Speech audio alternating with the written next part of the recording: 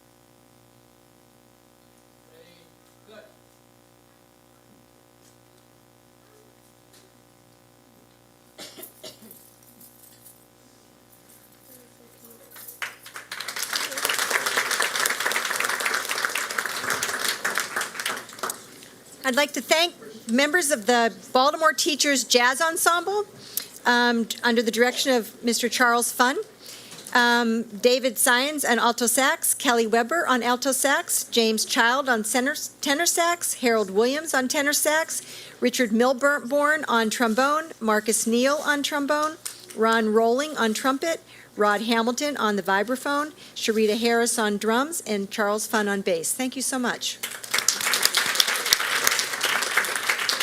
I'd also like to thank the JROTC from the Reach Partnership School, Cadet Devin Gibbs, Cadet Robert Montgomery, Cadet Marlissa Lanier, Cadet Deshawn Sparrow, and Cadet Janiai Jones. Let's give them all a round of applause.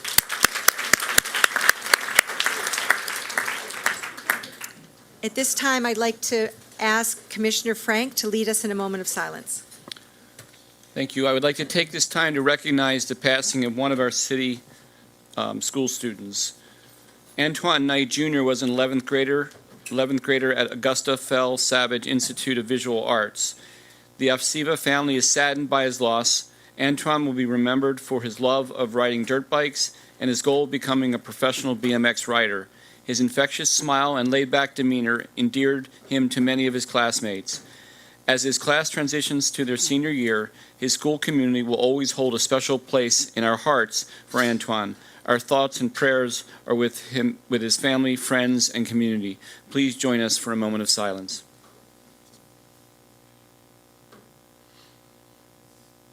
Thank you.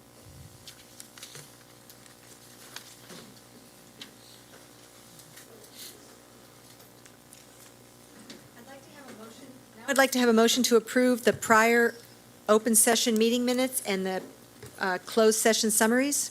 Do I have a motion? Motion made by Commissioner Berkeley. Do I have a second? Commissioner Bondima, all in favor? Commissioners McFadden, Hassan, Bondima, Chinia Kashani, Reed, Frank, Berkeley. Motion passes 8-0 with one absent. I believe there's only been one committee that's met since the last board meeting, and that is the Teaching and Learning Committee. I'm going to ask Commissioner Chinia, who chaired that meeting, to just give a summary of that meeting, which was conducted in public. Yes, thank you. The Teaching and Learning Committee met on June the 4th here in the boardroom. Our agenda included a update on the fine arts program, and it was a very detailed update and many accomplishments and good things that are happening to expand the fine arts opportunities for students in our school system. There was also an update on career and technology education, and there will be a presentation this evening which will have much of that information that will be shared again. We also had the results and some discussion around the middle and high school choice, and that was a topic that was also included in public comment. We are taking those comments as well as some of the recommendations and observations from the choice process itself as we continue to try to improve that experience for parents and for students. And then there were a set of procurements which we'll be acting upon this evening. The committee, well, you'll be announcing when committees will meet, so I won't do that one, but that was the gist of the agenda for the June 4th meeting.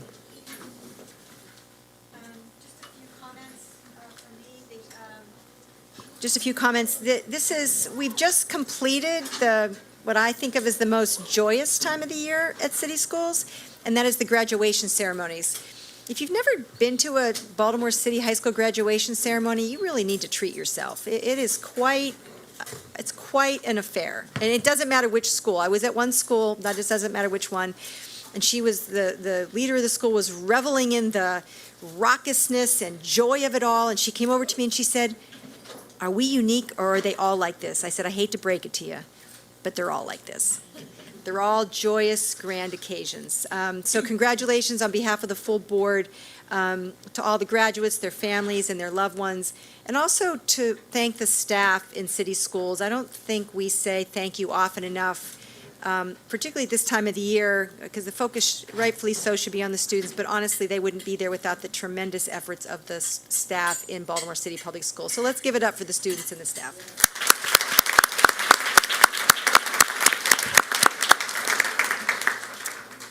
I also want to say that there will be an announcement forthcoming from the mayor's office regarding soliciting interest for open board seat or seats. It's not clear exactly just yet. When the mayor's office is ready to announce that, we will also help to spread the word. It'll be on our website. It'll be announced at an upcoming board meeting. So stay tuned on that, but we're in communication with the mayor's office to move that process forward. I want to acknowledge a gift of 3,500 general admission tickets and 18 suite tickets for the Baltimore Orioles versus the New York Yankees game in celebration of the Teacher of the Year and finalists in City Schools Night of Spirit and celebration with the Baltimore Orioles. So thank you very much to them for that gift. tonight, before we turn it over to Dr. Santelises, we're actually going to have two presentations during the board chair time. First, we're going to hear from the Merit Health Leadership Academy, and this is just part of our ongoing efforts to shine a spotlight on organizations that are doing great things in city schools, but about which people might not all know about. So it's just a chance to brag a little bit about some of our great partners. And after they are done, I'm going to invite our friends from the BTU to make a presentation on their school safety task force findings. So let's start. I can see our friends with their T-shirts in the front row. So if you welcome to the front.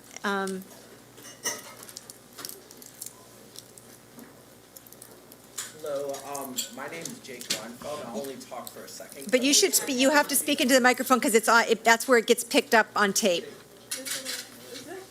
No, you have to. I'll pull up.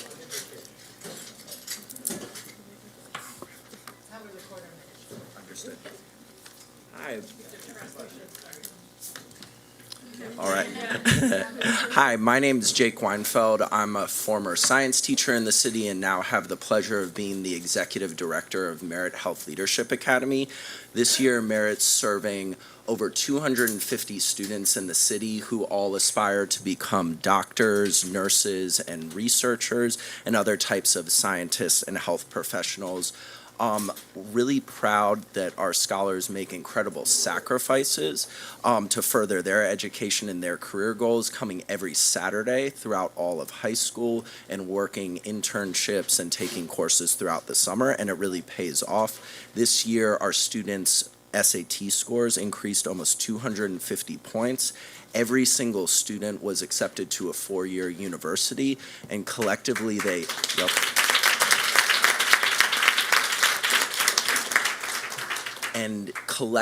they earned almost $10 million in college scholarships. Pretty incredible.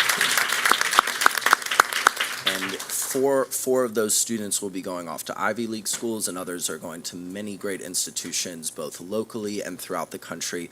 So with that, I'd like to turn it over to let you all hear just from 1 minute from a sophomore, junior, and senior about their experience in the program. Hello, my name is Kanara Jones, and I go to Paul Lawrence Dunbar High School. A lot of kids at my high school, they like sports, but I was always interested in anesthesiology. So, for example, I always wanted to do research on the effects of anesthesiology in kids. But when I applied to Merit, I only had a 2.2 GPA, but I had a huge passion for science. Merit recognized my potential, and I was one out of 35 students accepted out of over 100 students. When I joined the program, I made a promise to improve myself, and I've been able to achieve a 4.0 now.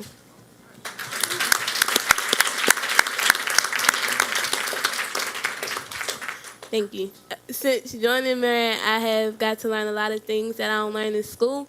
Like I get to learn about the anatomy of the human body and infectious diseases, which is what I like and what encourages me. And another amazing thing I get to learn about is health disparities and how I can change my community through that class. So, like, overall, it's an inspiring program, and I can't wait to see how much more I grow with it.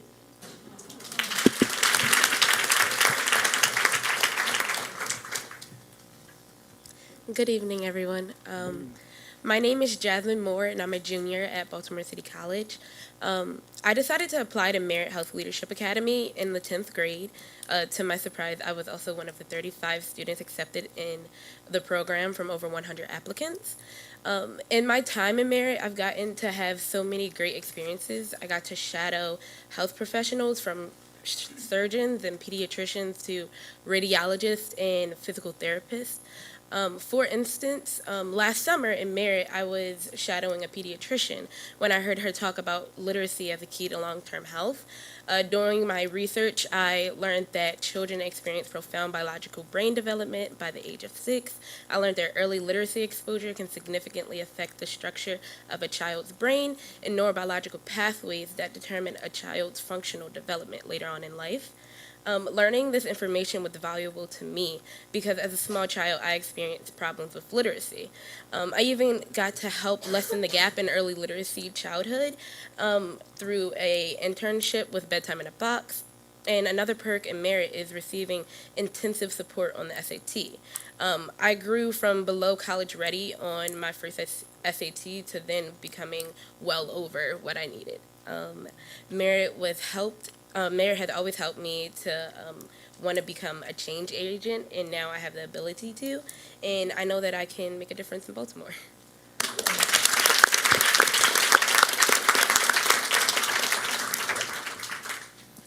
Good evening. My name is Zion Smith. I'm a recent high school graduate from Baltimore City College. Thank you. I joined the Merit program in sophomore year because I was interested in becoming a doctor. Through the program, I've been able to shadow over 20 plus doctors, nurses, and surgeons. And I've even gotten the opportunity to conduct a paid research internship with a Johns Hopkins Hospital Pulmonary Critical Care Lab while I'm exploring the effect of reducing aquaporin 1 protein on the migration rates of endothelial cells following pulmonary hypertension. It's a mouthful. Test in 10 minutes on what she just said. If you can spell it, yeah. In addition, I was able to take a rigorous SAT preparation course in my junior year, and I actually grew from a 1010 SAT to a 1400. Wow.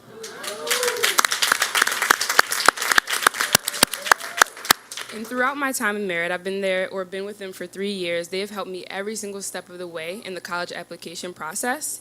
And I was able to apply to 15 different colleges, some of the top schools, Northwestern University, Duke University, the University of Chicago.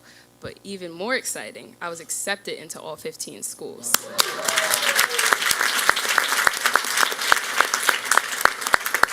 And I was able to receive 4 different full-ride scholarships. But in the end, I decided to attend the University of Southern California in the fall with a Mork Family Scholarship, which is the highest merit-based scholarship offered at USC. So I'm very excited.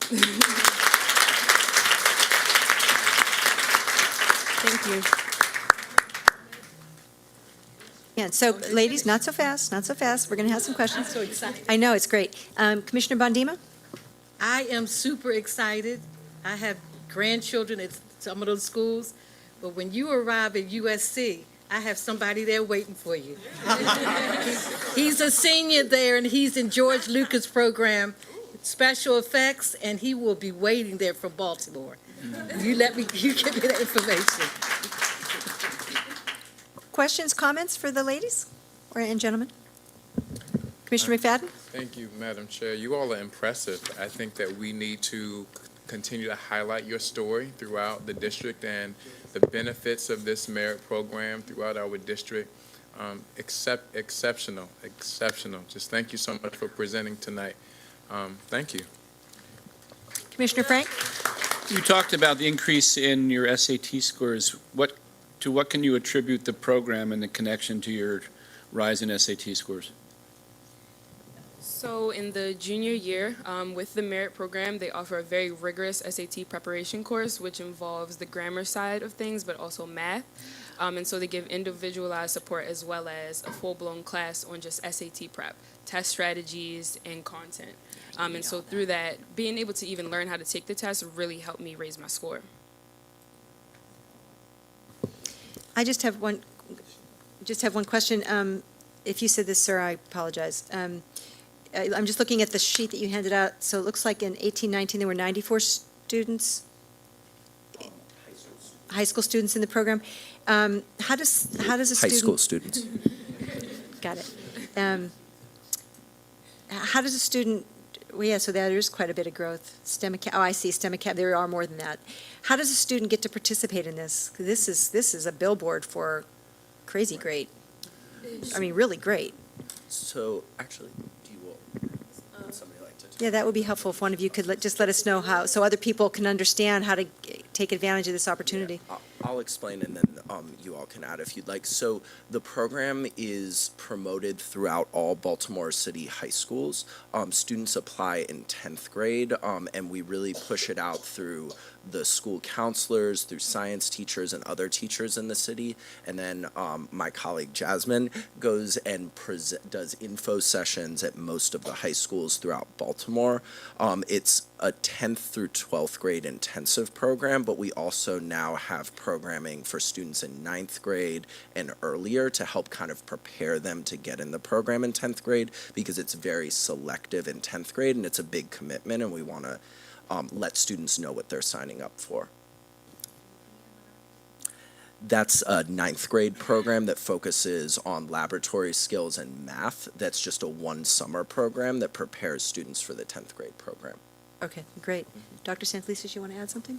I only want to say, ladies, thank you so much for coming out today, sharing your story. It's very uplifting, and also want to say to Madam Moore, having seen you since you were in the 3rd grade, to see you now talking about your research just warms my heart. So special congratulations to you. Thank you. What she said. Yeah, let's just give him another hand.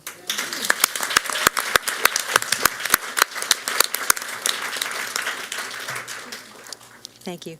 Our next guests are members from the BTU to present their findings from the School Safety Task Force.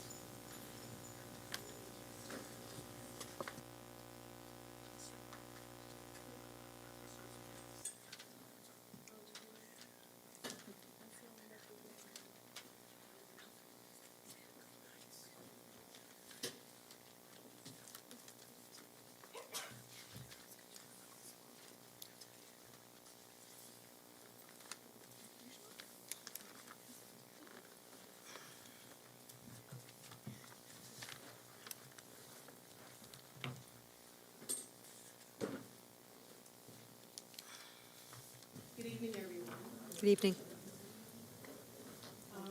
You have to make it green.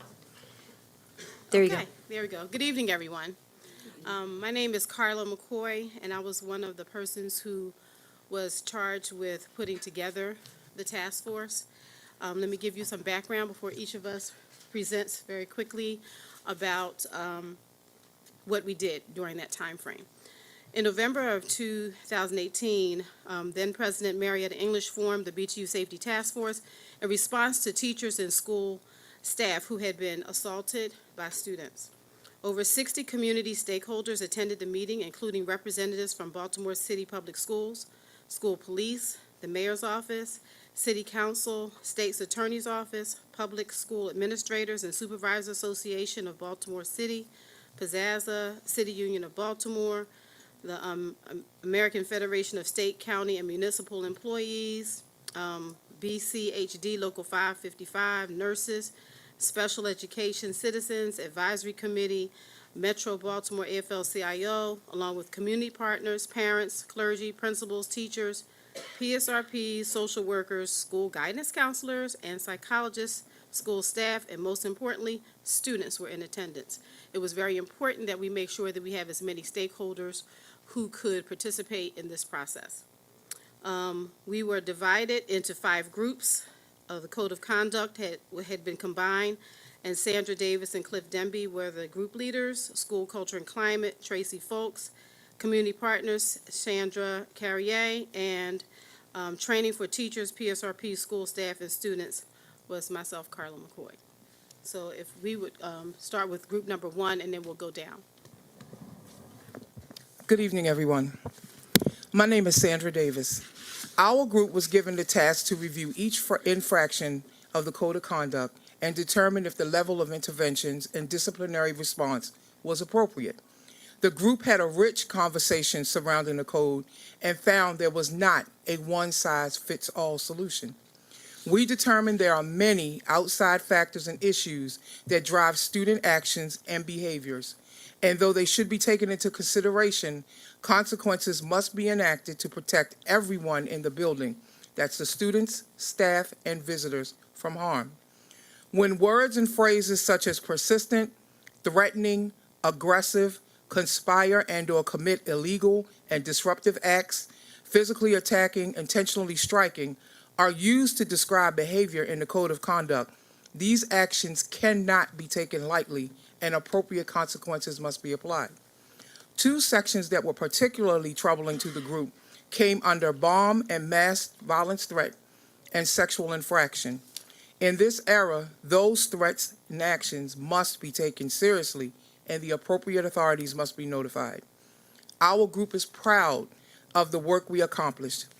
Our goal was to ensure the safety of everyone by exploring consequences that let our students know inappropriate behavior cannot be tolerated. However, it also asks that supports be put in place to assist not only the victim, but the offender.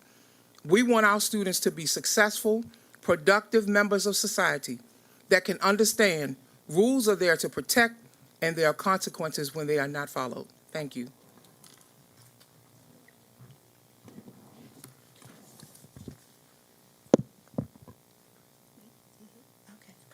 Good evening, everyone. I am Tracy Folks, and I'm going to just briefly share with you information that was taken in by the group who was a part of the Culture and Climate group. All stakeholders, including students, school staff, families, and community partners, are entitled to a safe, supportive, positive, and orderly environment.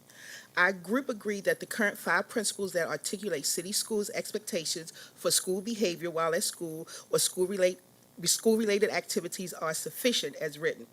We outlined expectations of behavior that would contribute to a safe and orderly environment, as well as setting the bar for community expectations.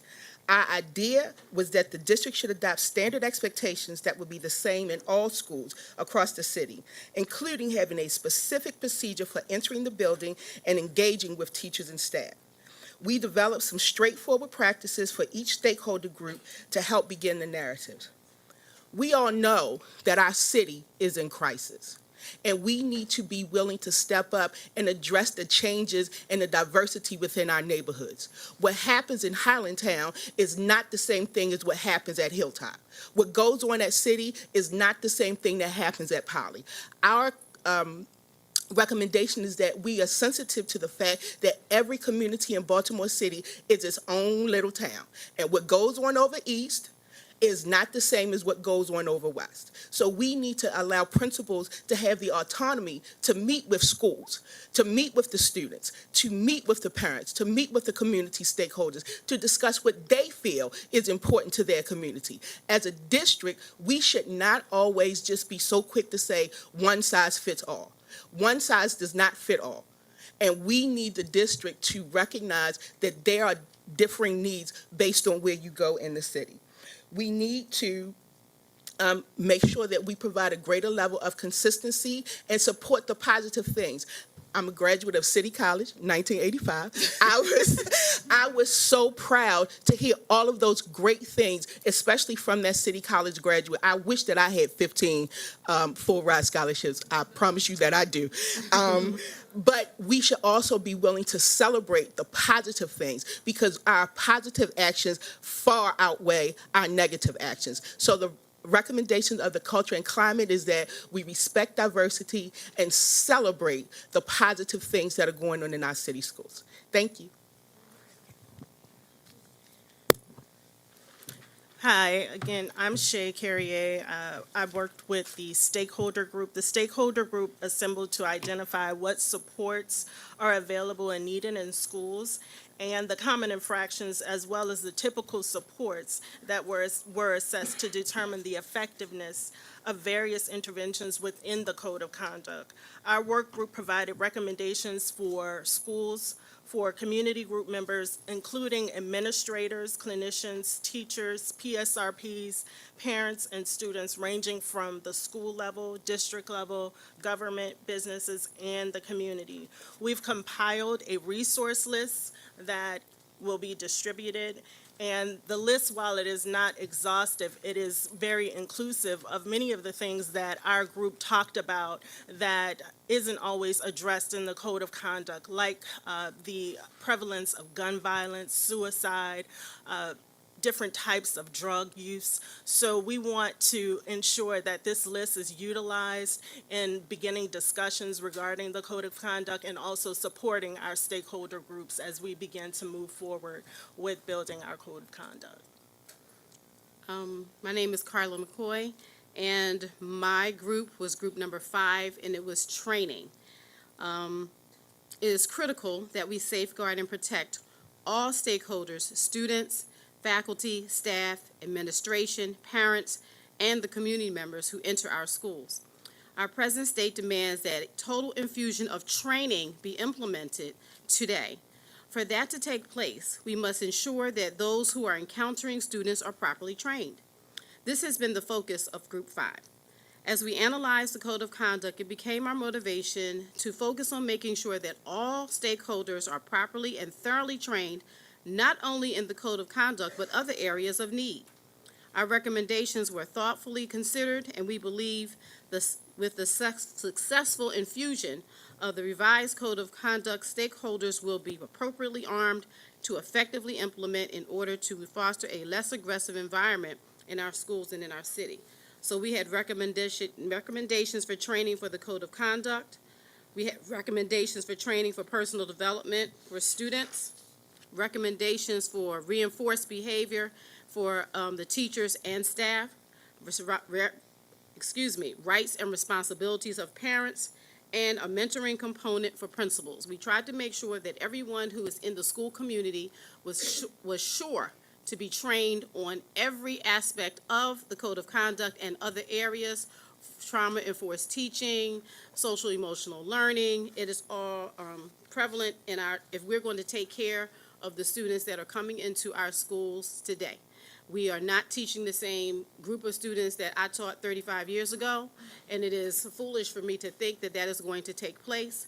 So it was incumbent upon us to make sure that we incorporated safeguards for every single adult who was walking into the school building, from the principal to the janitor, to the cafeteria workers, the nurses, teachers, PSRPs, anyone coming into the building needs to make sure they are aware and understand not only just the Code of Conduct, but other strategies that they could potentially learn that would successfully help them to learn how to better deal with the students that are coming into the building.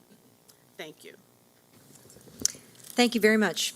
Any questions, comments from the board? Commissioner Chinia or Commissioner Berkeley? I just wanted to thank you for your report, for all this hard work that you all have been doing, and thank you very much. You're welcome. Commissioner Chinia?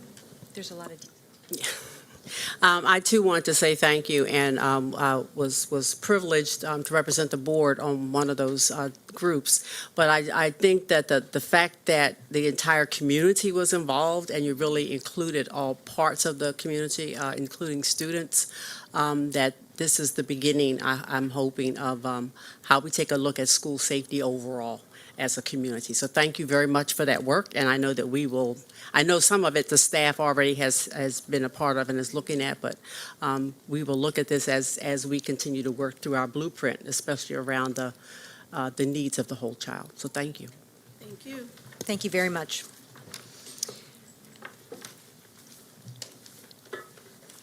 With that, I'd like to have a motion to approve the PEP agenda and the 2 appeals and hearings cases. Moved by Commissioner Frank. Do I have a second? Commissioner McFadden, all in favor? Commissioners McFadden, Hassan, Mandima, Chinia, Kashani, Reed, Frank, Berkeley. Motion passes 8-0 with 1 absent. And with that, I'd like to turn it over to the CEO. Thank you, Board Chair Kashani, and welcome everyone. I want to invite Chief Jeremy Grant Skinner for this evening's PEP agenda.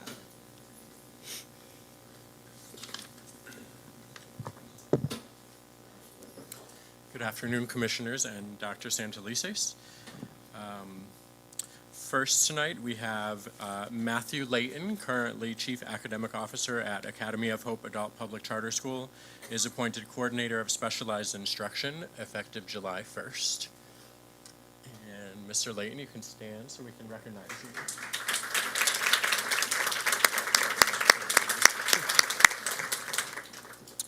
Next, Amanda Brown, currently interim principal at Roland Park Elementary Middle School, is appointed principal at Roland Park Elementary Middle School effective July 1st.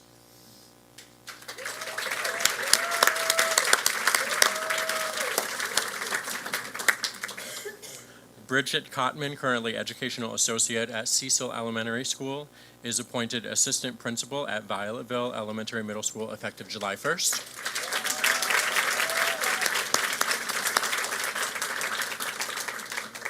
Darren Brozine, currently principal resident at Baltimore Design School, is appointed assistant principal at Baltimore Design School effective July 1st.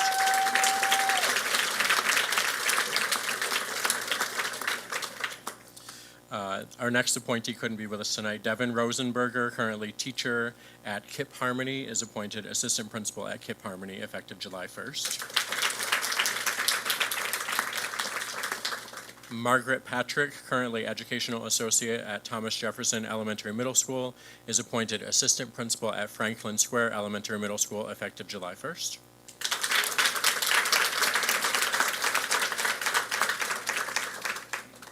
Nikisha Powell, currently educational associate at Cherry Hill Elementary Middle School, is appointed assistant principal at Thomas Jefferson Elementary Middle School effective July 1st. Natasha Pouncey, currently principal resident, is appointed assistant principal at Roland Park Elementary Middle School effective July 1st. Samuel Buckley, currently assistant principal in Carroll County Public Schools, is appointed assistant principal at Brems Lane Public Charter School effective July 1st. Baba Olumiji, currently principal resident, is appointed interim principal at Johnston Square Elementary School effective June 2nd, 2019 through June 30th, 2020. Anissa Stubbs, currently special education liaison, is reassigned assistant principal at Joseph C. Briscoe Academy effective July 1st.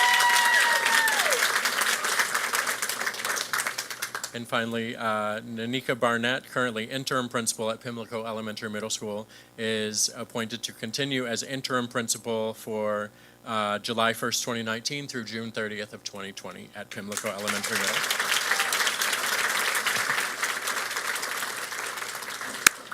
Thank you, Chief Grant Skinner. And I, well, as has become our custom, I'd like to give a little, we call them blurbs, but a little mini overview for each of the principals who have been appointed this evening. Amanda Brown, where are you? We saw you stand up. You can stand back up, Amanda. There you go. Amanda Brown has served as the interim principal at Roland Park for the past school year. Before that, she served as the principal resident at Thomas Johnson Elementary Middle School, where she developed the school-wide focus on writing. Ms. Brown was previously a secondary literacy ACL, a department head at Frederick Douglass High School, and a 10th grade English teacher.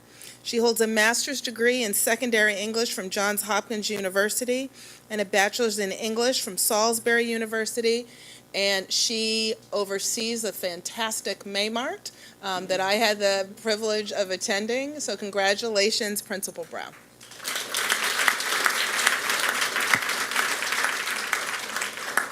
If we could have Mr. Baba Olumiji.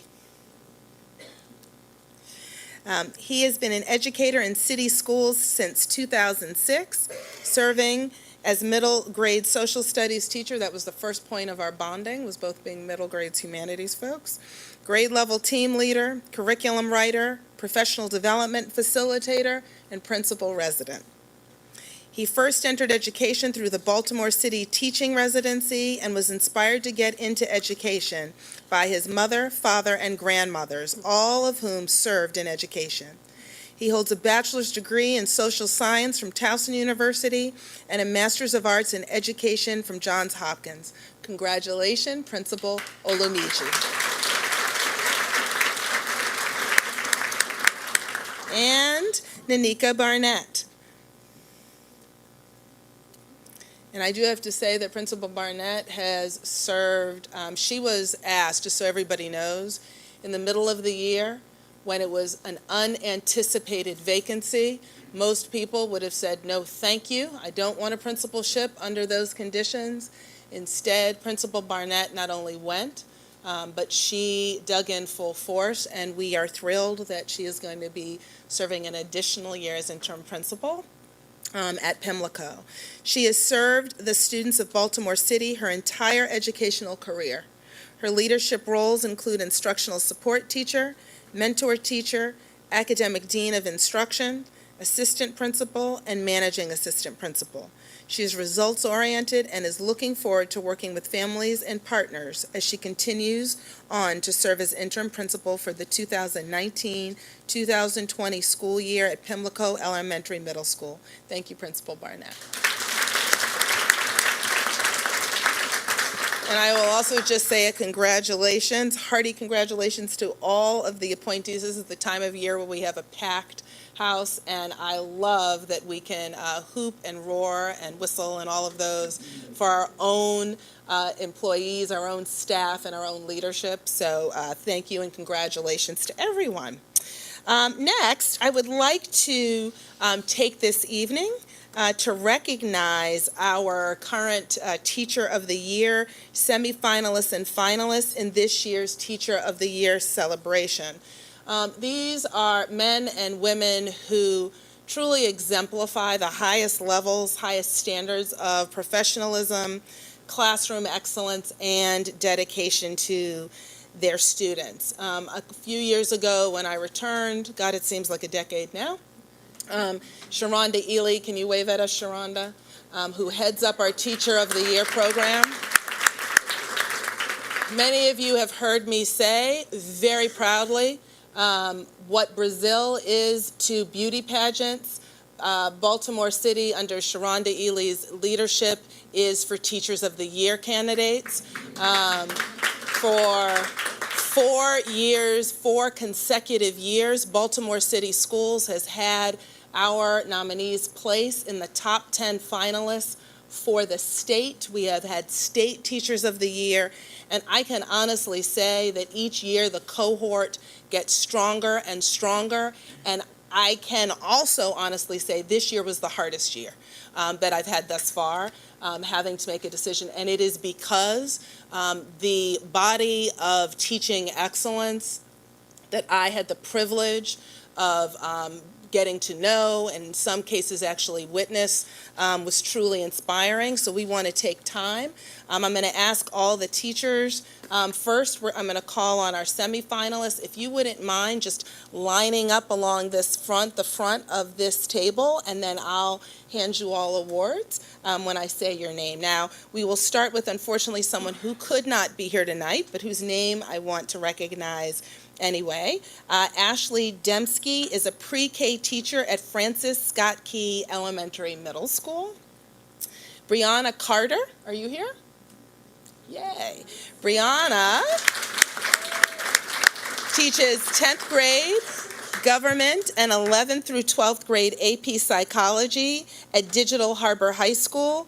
I should also mention that Brianna was also a Teacher of the Year semifinalist in 2016. Told you, it's just like those pageants. We get multiple places. Next, Susan Moore. Are you here? Nope. Okay. Well, Susan Moore teaches 6th to 8th grade English and Honors English at Baltimore International Academy. Next, we have Wyatt Oroke, who teaches 7th and 8th grade English Language Arts at City Springs Elementary Middle. Nationally, he is known for his wonderful advocacy on The Ellen Show, but in our house, my daughter, Catrielle, had the privilege of being taught by Mr. Oroke for a summer. So she doesn't really care what show you're on, she just knows you're a good teacher. Next, Catherine Scotty, who is a 4th grade English Language Arts teacher at Thomas Johnson Elementary Middle School, and a fabulous tweeter who I love following. Next, we have Sydney Thomas. Are you with us, Sydney? Wonderful. Who teaches 7th and 8th grade English Language Arts at Hollerbird Academy Elementary Middle. Our senior cabinet had the opportunity to hear from Ms. Thomas probably about a week or 2 weeks ago, and she spoke very eloquently but powerfully about the work going on in SEL at her school, and clearly as a leader as well. And then finally, to round out our team of semifinalists, another 7th, 8th grade English language arts teacher, Natasha Thurman. Are you here? Wonderful. From Franklin Square Elementary Middle. So shout out to all the middle school English and humanities teachers. Congratulations.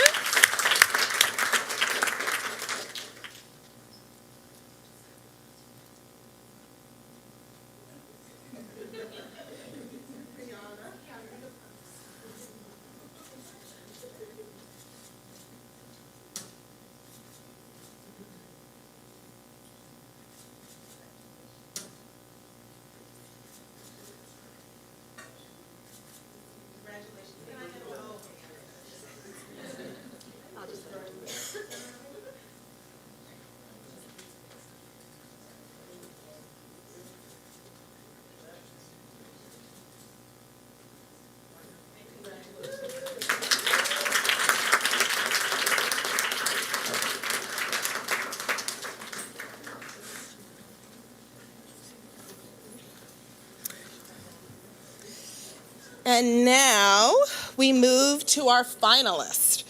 Our first finalist is Megan Harris, a graphic design, interactive media production teacher from Baltimore Design School. You should know that I actually first had a chance, I wandered in, fortunately for me, on a school visit to Ms. Harris's classroom, and it was absolutely magical. That was long before she was ever nominated. If I am correct, you actually started the program, correct? At Baltimore Design School, and so it's wonderful to be able to honor you here tonight as well. And then our second finalist and semifinalist in 2018, a 5th grade ELA GAL teacher from Thomas Johnson Elementary Middle, another Twitter powerhouse, Rebecca McClure. And I just want to say, one of the things that is very impressive is the tight-knit community amongst a lot of these teachers, and I would say both our 2 finalists as well as our finalists have both exemplified this year. They were inseparable, and it made it really, really difficult to only be able to choose one of them. And then finally, it is my great pleasure to introduce a teacher who is dedicated to student achievement, passionate about equity, and a consistent advocate and source of inspiration for his students and his fellow teachers. Baltimore City Public Schools 2019 Teacher of the Year, Kier Butts, 6th grade English Language Arts at Waverly Elementary Middle.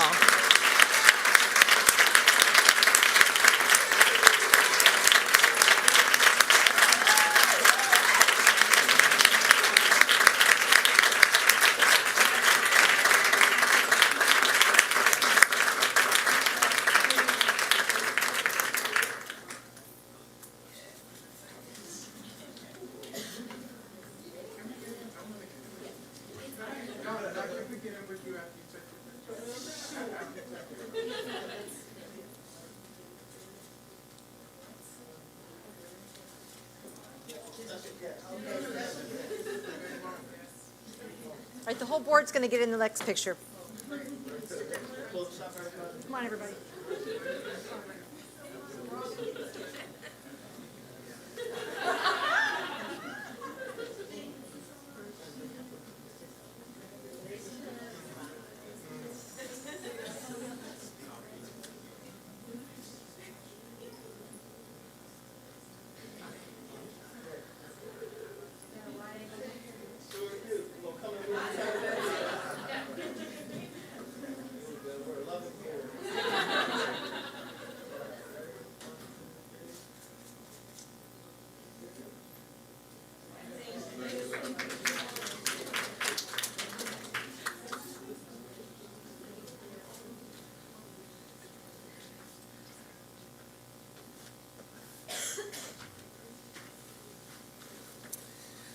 And now, thanks to our talented videographers in the Office of Communications and Community Engagement, I'd like us all to just enjoy this great video showing our Teacher of the Year, Kier Butts, in action.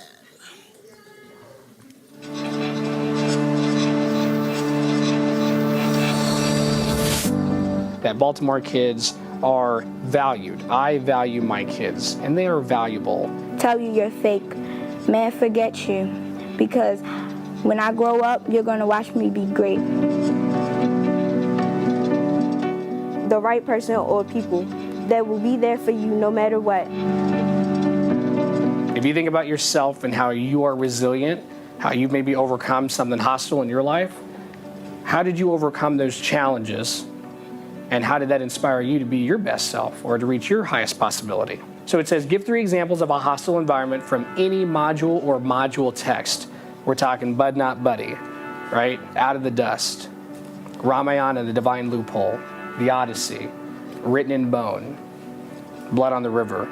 So what hostile environments were in other books or with other characters, and how did those characters show heroism? Billy Joe had to go through how her mom died because she got burned. Yeah, that was great, right? Billy Joe had to deal with the death of her mother, also baby Franklin. And then he went on a long adventure just to find his real family. Just kept moving along, right? He did not give up. Perseverance, great one. How can you show us a story about your life that captivates the reader about who you are and what you care about when it comes to Baltimore? So by doing this station work today and highlighting the words is to make sure that we are showing our best selves in story or narrative form to others. Showing how we feel about Baltimore or how it has affected us in our life and like what it has caused us to go through. My story is, have you ever?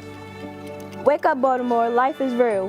Have you ever wondered why you have a hard life everywhere you go? Has anyone ever told you that you're not good enough or that you're ugly or that you don't have the talent, that you're not worth it? Well, guess what? You're not the only one. My life and how I lived in Baltimore and how long I've been living and stuff like that. Like the bad things and the good things in my life. My pain, can you see it? No, because I don't show it. This life that I'm living is not what I want to see. The idea that by hearing from somebody about his or her experiences from that student is going to sort of give credence to this idea that we are really the same, right? We've all sort of gone through these struggles, just like the characters in all of the modules that we've read so far this year. We have to go over some ground rules. No booing, be respectful, snap, don't clap. Let's get it started. Students perform better when they know that someone's there to care for them, and when they also know that someone's going to accept them unconditionally. One day, you'll live your dream and be whatever you want. But for right now, just believe in yourself and be there for you because nobody else will. Love yourself because sometimes you'll need it. Me personally, I don't like to talk about myself or like my struggles that much. Like I just like to keep to myself. So this is actually helping me to get my feelings out. Kids trust you when you trust them, and they love you when you love them. And then you're able to do some really great, amazing things like you saw today and highlight their personal stories. He really knows how to help students. He pours his heart out. Like Mr. K's emotional, but he can keep it strong at the same time. He'll always be there and like he'll help me out with any problems that I have. I am just playing a true microscopic role in their life, and I'm excited that they get to enhance mine every day. Wow.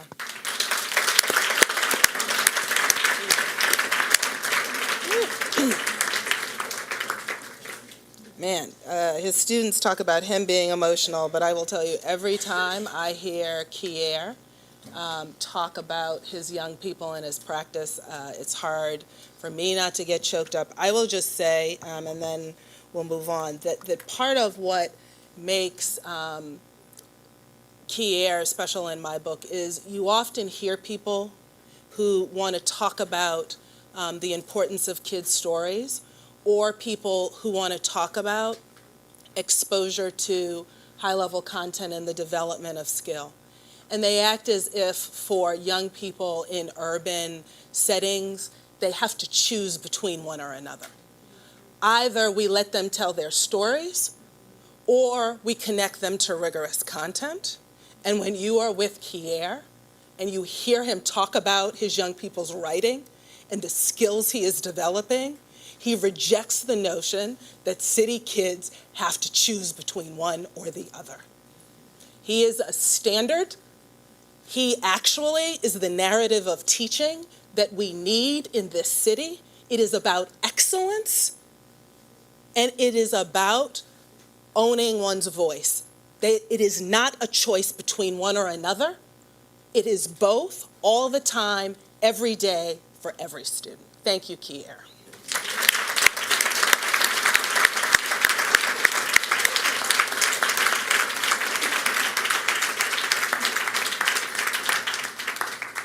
Okay. Now, poor Roger Schulman is like, really? You're putting me after that? Please. Oh, did you want to go ahead? Please, go ahead. I just saw Dr. Tanya Rush back there. I mean, not Green. Oh, yes. That's Kaya's principal. Yes. And I just wanted to acknowledge her also. Can you stand for us so we can acknowledge you?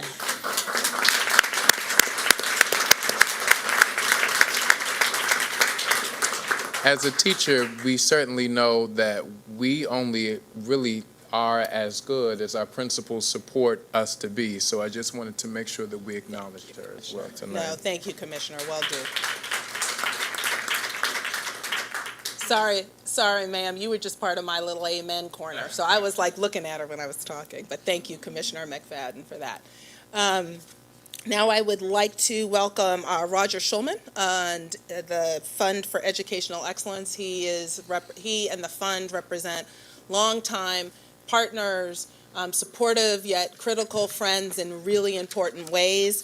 The fund has performed an extremely valuable study of our CTE program that he is going to share with us this evening, and it is actually a nice precursor to our own presentation as well, which will reflect some of these findings, but also another deep study that we as city schools did. So without further ado, Roger, I will turn over to you.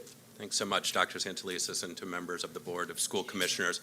I really appreciate the opportunity to be here tonight to talk about our report, especially as I know you are talking further about career and technical education in Baltimore City later tonight, and really excited to hear more about that as well. Really quickly, for those of you who may not know, the Fund for Educational Excellence is the local education fund here in Baltimore City. We work hard to, and in close partnership with the school system, to identify resources to advance the priorities of the school system. We work to identify and accelerate solutions, and we work to recognize excellence inside the school system, and we're really proud of the partnership that we have. About a little over a year ago, we made the decision that we wanted to understand career and technical education in Baltimore City Public Schools a little bit better. And as is core to the reports that the Fund for Educational Excellence does, we do that in large part by going and talking to the people who experienced career and technical education in Baltimore. Just as quick background, which I suspect many of you know, if you go back a little more than 10 years ago, we had a very significant dropout problem in Baltimore City Public Schools, and the expansion of career and technical education was a really important strategy in thinking about how to keep students engaged in the schools, keep them coming to school so that more of our students could graduate with a high school diploma, which by any objective measure is an important benchmark. And the expansion of career and technical education did that. And we saw over time a pretty consistent increase in graduation rates throughout the school system. And we are now at a point over the last 10 years where the number of students participating in CTE has more than doubled, and about 44% of city schools' high school students are enrolled in career and technical education. And part of how CTE is described by the school system is giving students access to rigorous academic courses and work-based learning opportunities, including job shadowing, mentoring with industry professionals and internships, and ultimately giving students a leg up toward an in-demand and well-paid career. So a couple of years ago, the Baltimore Education Research Consortium published some research that looked at the annual median income of CTE completers. This was part of a larger study of annual income of all Baltimore City public school students. And what the Burke analysis showed was that 6 years out of high school, CTE completers were earning just under $13,000 a year. So we wanted to understand more about that. And what we wanted to do was understand how young adults in the city, 18 to 24-year-olds who had been enrolled in CTE in Baltimore City Public Schools, how they experienced CTE. We wanted to hear from them why so many students leave CTE programs before completing them, and their perceptions on why the post-secondary earnings were so low for students participating in this program. So what we did was we went out and we spoke to 114 individuals, again, 18 to 24-year-olds who had been enrolled in Baltimore City Public Schools CTE programs. And we also spoke with 25 current CTE teachers. I'm not going to go into this too much, but just wanted to show a little bit about the young people we spoke with, fairly representative of the population of Baltimore City Public School students as a whole. And after we spoke to the 114 students and the 25 teachers, a couple of clear themes emerged from our conversations. I'm going to go into a couple of these in detail, but really quickly just wanted to share the themes we heard most often were the young adults talking to us about wanting more exposure to real-world experiences, how their CTE program placement happened, how they were assigned to their CTE program placement, about their post-secondary outcomes, how transfer between programs took place. We heard a lot about CTE certifications, their career goals, how counseling and advising took place for them, and as always, the importance of the teachers who are in front of them.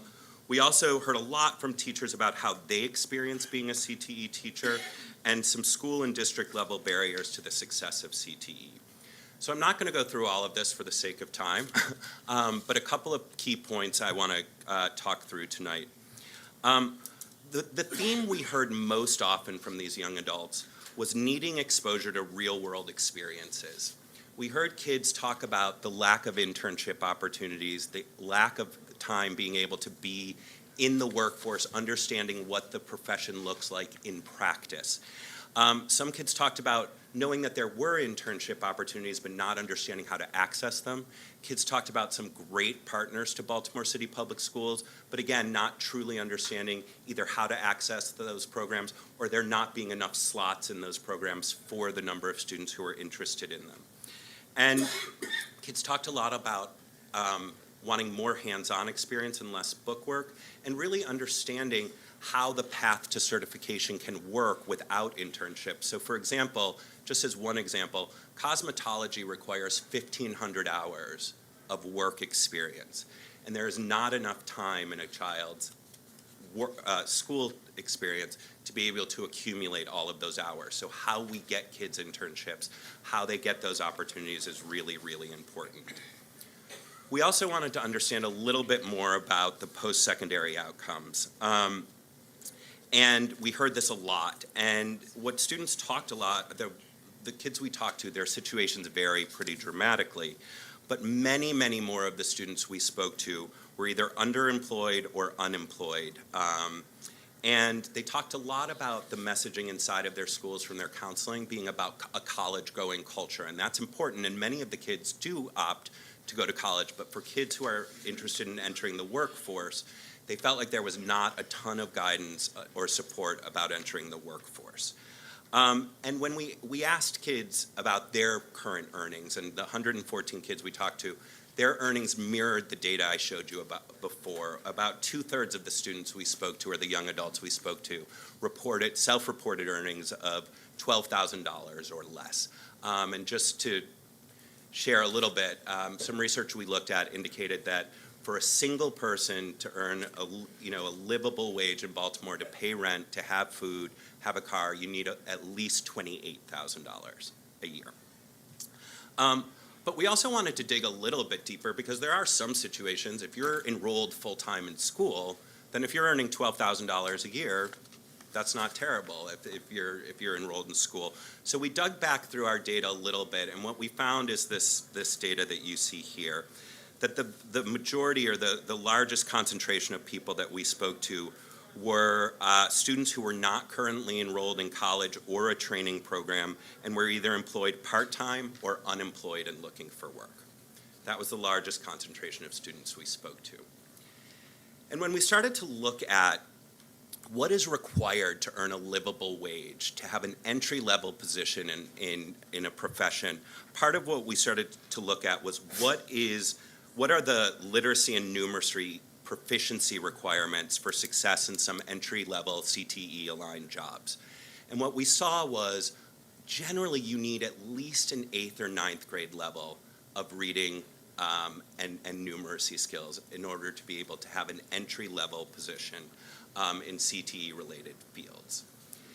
And when we looked at some data that we saw that had been presented at board meetings previously, and I'm going to be clear about this. This is the data you're looking at right now is looking at 11th graders' literacy and numeracy requirements. This is from a test called iReady, which is not the perfect way to measure this, just in full disclosure, but it is a way to look objectively at where our kids are performing. And what you can see in both columns, the reading and the math, the white line near the top, the white box near the top is 9th grade. And every color below that is reading or numeracy levels that are below the 9th grade. So we have many, many students who are not currently reading, or 11th graders, who are not reading or performing math at a level that would allow them to get an entry-level position in CTE-aligned fields. For the sake of time, and we've gone through this very quickly, there's a lot more for us to share, but I just wanted to share briefly some of the recommendations that we've talked through. We've been lucky enough to be able to present this several times, and I will, as I go through this, share where we've gotten good feedback and frankly some places where we've gotten some pushback on these recommendations. We see these recommendations as a conversation starter. We are happy to have these conversations with anybody who wants to have them with us. But the first quickly going through these, the first recommendation is thinking about a way to locate all CTE programs in 2 or 3 easily accessible centers. Again, part of what we heard was that we don't have economies of scale in our CTE programs. They are spread out throughout the school, so we don't get good economies of scale with staff, with facilities, with enrichment opportunities and supports for students. The second one, and again, in full disclosure, this is where we've gotten the most pushback, was thinking about establishing academic prerequisites for specific CTE programs. And our rationale behind this really is the idea that if we know you need a 9th grade reading or numeracy level to be able to pass the certification test required to enter a field, and you are significantly behind that when you enter a pathway, unless we are going to provide very different kinds of supports than we do right now, then we should be honest with kids and families about the likelihood of the student being able to enter the pathway or pass the certification test.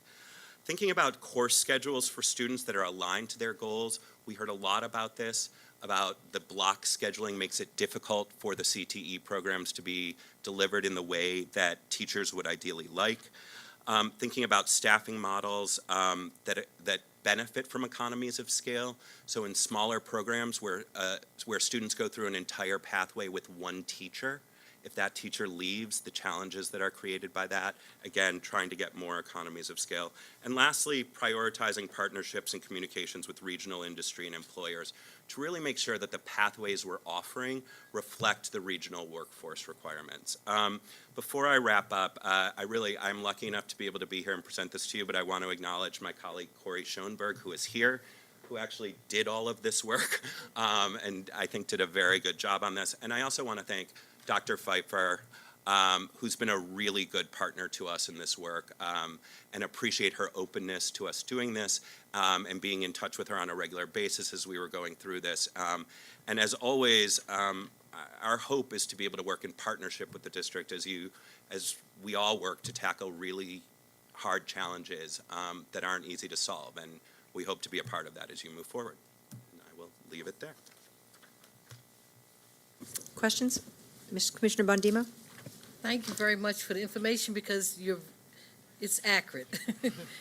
But coming from a higher education and a leadership position, one of the things that we worked on and they're working on, and it's a big deal, is assuring that the students who come to a college, community college, or leave high school with CTE programs is to assure that they can find a job. And one of the issues that you mentioned is that they need hands-on.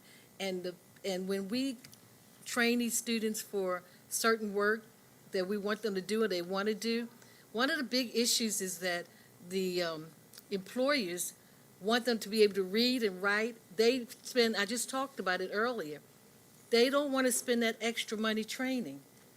When they graduate from high school, they want to bring them right in and put them on the job. Yep. They don't want to spend that additional fund to train what we should be doing at another level.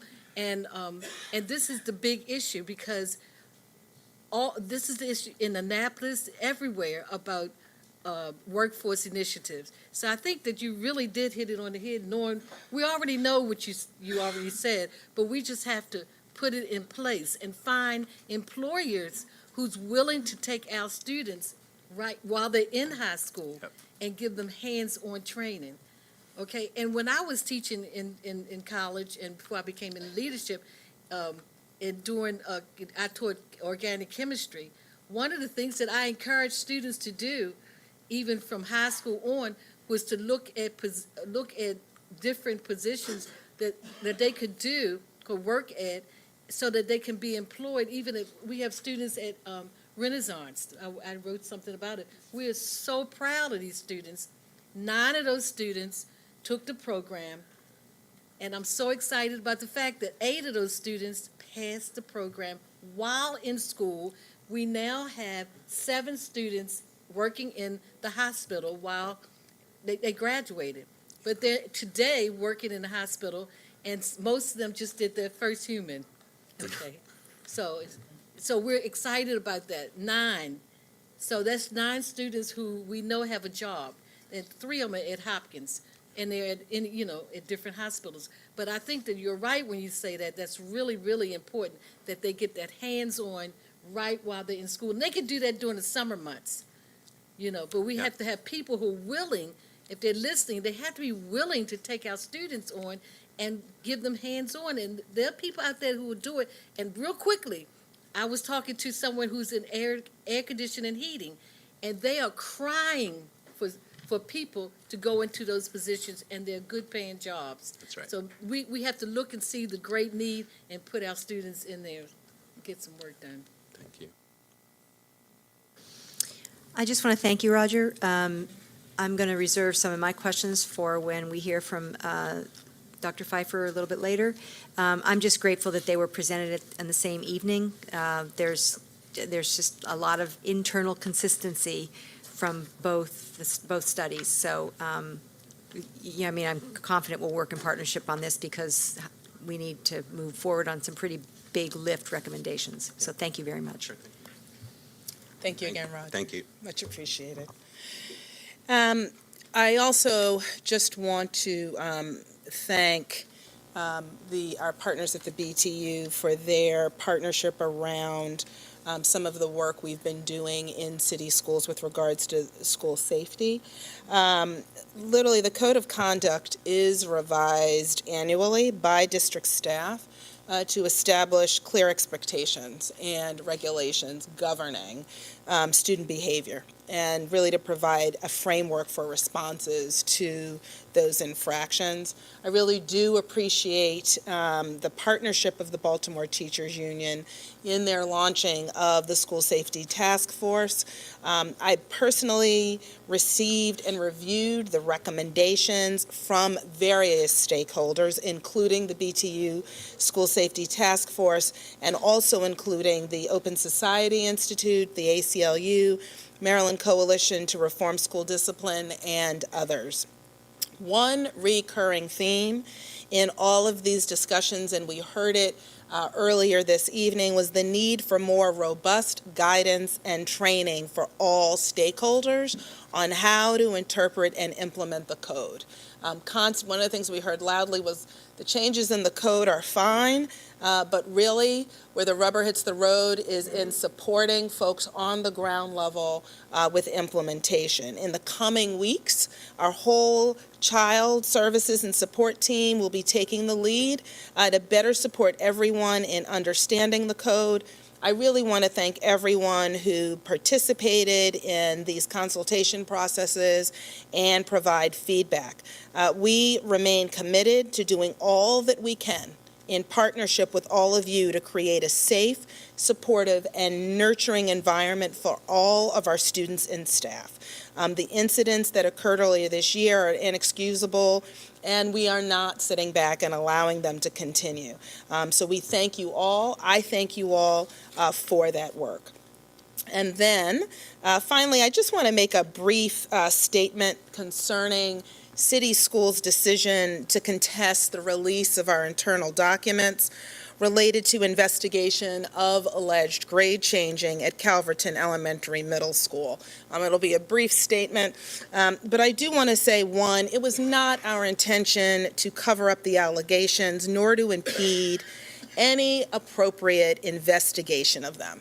The fact that Fox 45's NPIA request compromised tens of thousands of documents related to our internal investigation really demonstrates the extent of our efforts to uncover the truth.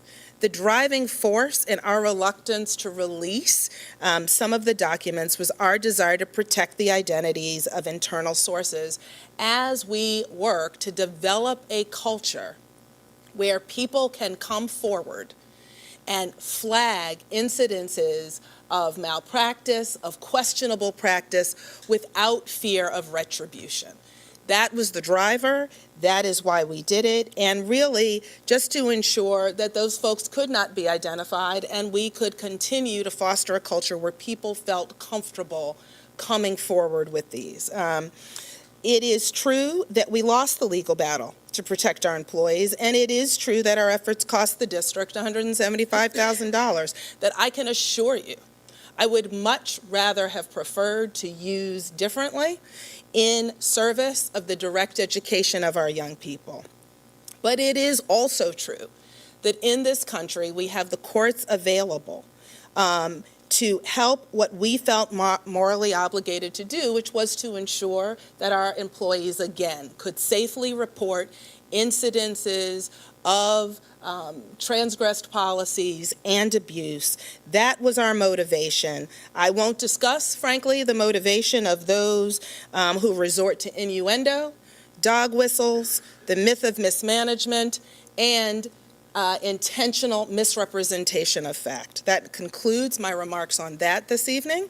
And then my final remark is just to note that this is the last meeting where Commissioner Cheryl Kashani will serve as board chair. We will have a kind of an official send-off, but since this is her last meeting, and if you see her kind of energetic throughout the evening, it's probably because it's the last one, and she has done her service. But I just want to say briefly, and again, we will celebrate her full tenure at another time, but just to say I am very, very clear that I could not have done the work of CEO over the past 2 years with any less a committed board chair, any less a supportive board chair, any less of a strategic, smart, but also community-embracing board chair. So I want to thank Cheryl. What people don't know is that the board members you see here serve at times ways that seem like a full-time job. They do it. They sacrifice their families like many others do as well. She has, and she did it all in service, one, to, and clearly most importantly, to the families of Baltimore City. But I will just take a little bit of shine, even though I know she really only did it for the kids, that it was a major, major factor in my ability and the staff's ability to move the work in ways that needed to be moved. So I just want to say that as one of my few privileges as CEO, to be able to say that in the remarks, and just thank you, Cheryl, for just being an amazing leader the last 2 years. Thank you.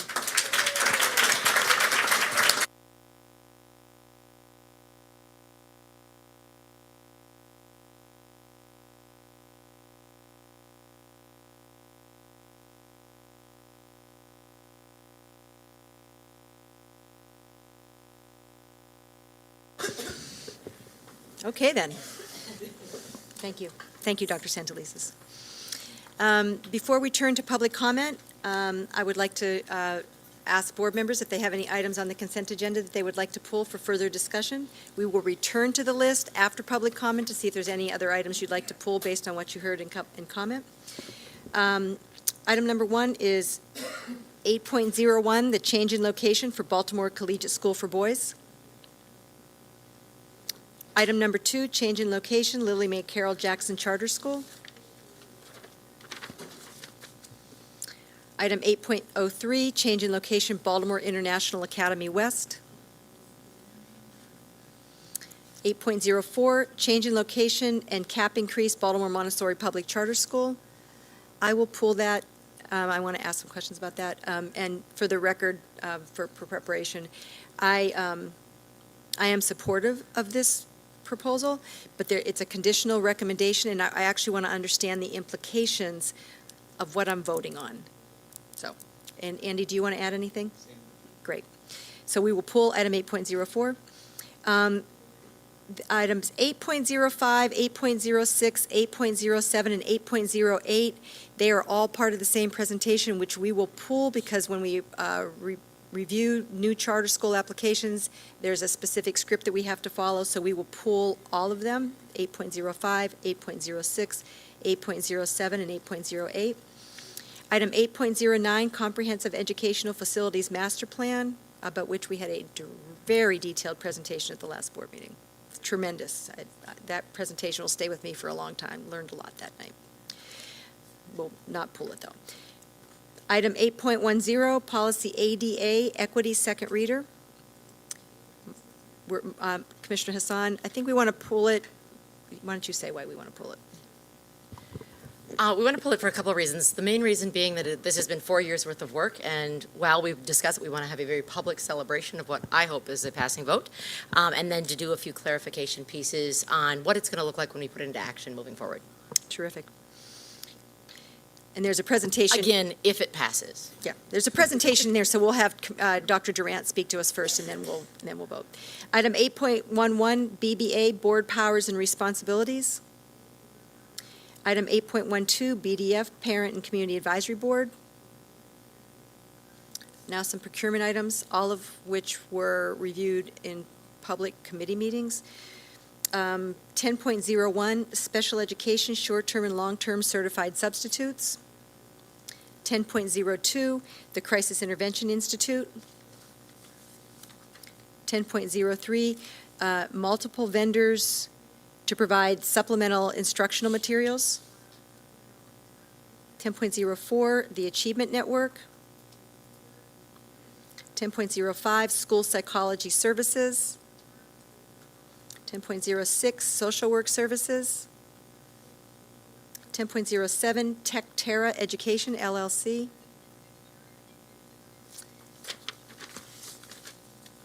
14.01, Towson University. 14.02, BKL and Associates. If we could pull that one, please, Madam Chair. Can you say what your questions are? My questions are on our capacity for internal principal onboarding and development. Okay, great. 14.03, Power School Group, LLC. 14.04, New Leaders. 14.05, Urban Teacher Center. Madam Chair, I would like to pull 14.05, and before you get to 14.06, I would like for both of those to be pulled to get I want to have an analysis of those two programs, the similarities of them, before we vote on that tonight, before we vote on both of those tonight. Okay, so we'd like to have staff available to talk and respond to some questions about 14.05, the Urban Teacher Center, and 14.06, Teach for America. 17.01, the Mayor's Office of Employment and Development and the Mayor and City Council of Baltimore City to continue a credit recovery program for 9th and 10th graders at the Youth Opportunity Academy. 18.01, Community Schools Amendment. And if we could please ask people to put their phones on vibrate, that would be really helpful. I'm sorry, whoever, I don't know where it's coming from. Muriel. You're the last person I would. I'm so sorry. That's embarrassing. Okay, then, all y'all turn those phones off. So when we will review to see if people have any more to pull, but at this point, we will plan to pull items 8.04, 8.05, 8.06, 8.07, 8.08, 14.02, 14.05, and 14.06. Christian, is that right? And 8.10. My bad, thank you. Okay, with that, I appreciate that catch, sorry about that. With that, we have three groups to speak to us before general public comment.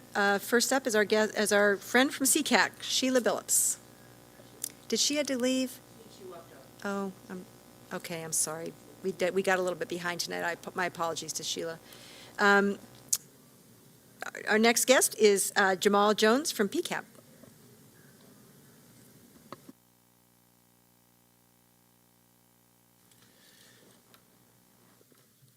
Hello, everybody. Just real quick, couple updates. Sheila had to go home. She had another meeting at 6:30, so she wanted me to express that to everybody so that they knew that she didn't just dip out. Will you speak with her? Will you see her? Yes. Just let her know that we apologize for getting behind schedule. We always appreciate hearing from Sheila. Okay. Couple things. One is we wanted to let you know we had reviewed the PCAB policy, and the board was generally, like PCAB board was in approval of it or in compliance with it. The second piece is that we just got an intern that's going to be with us for the summer. His name is Josh. He's actually in the room. Josh, you stand up real quick? I don't mean to put you on the spot, but I'm going to put you on the spot.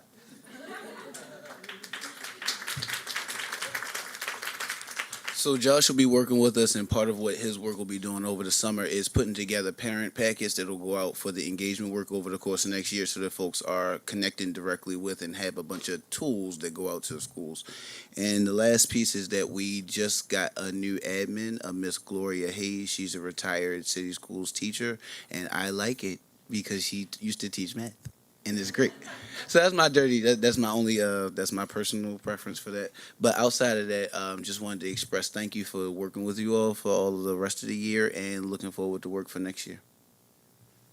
Thanks, Jamal, and we appreciate the leadership that the PCAB board has taken this year, and it's just been a terrific partner. Other comments, questions for Jamal? All right. Terrific, thanks. Thank you. Our next guest is Melissa McDonald from the BTU.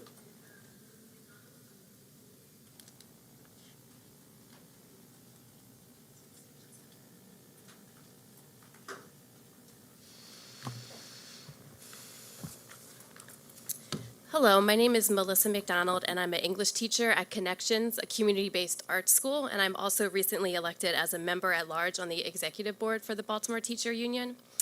And I'm She's here an to... unbelievable green team leader at Connections, just unbelievable.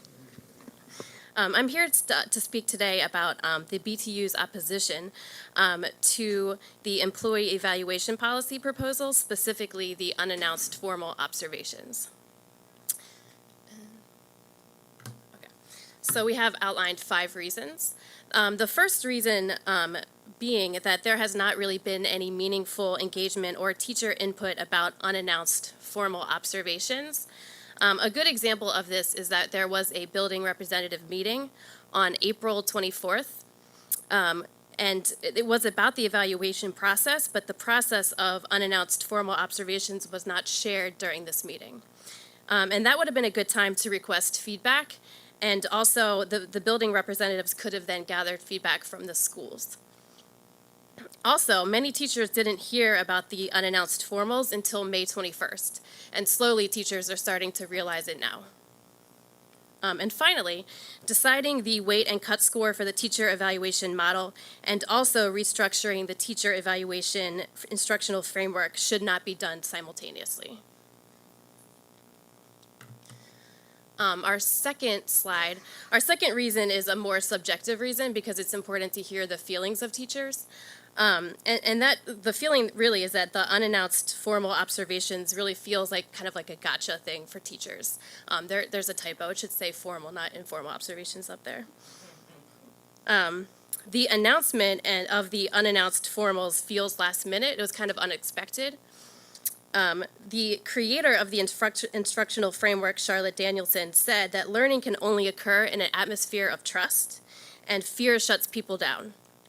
And currently, teachers have overwhelmingly communicated to the BTU that the addition of unannounced formal observations would create more of a culture of fear. And teachers have also shared that they feel unannounced formal observations could be used as a punitive measure against them by retaliatory principals. Our third reason is that unannounced formal observations will not increase authenticity or accuracy.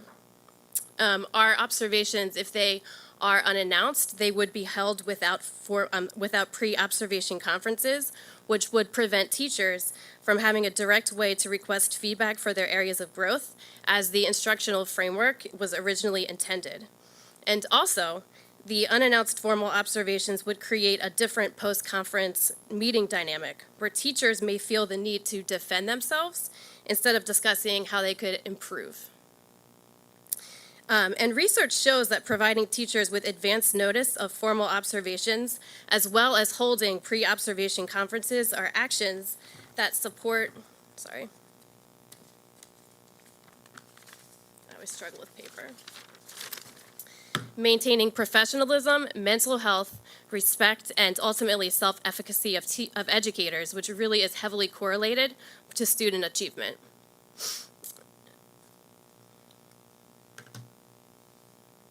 Our fourth reason is that instead of adding the unannounced formal observations, the district should instead review and revise the instructional framework.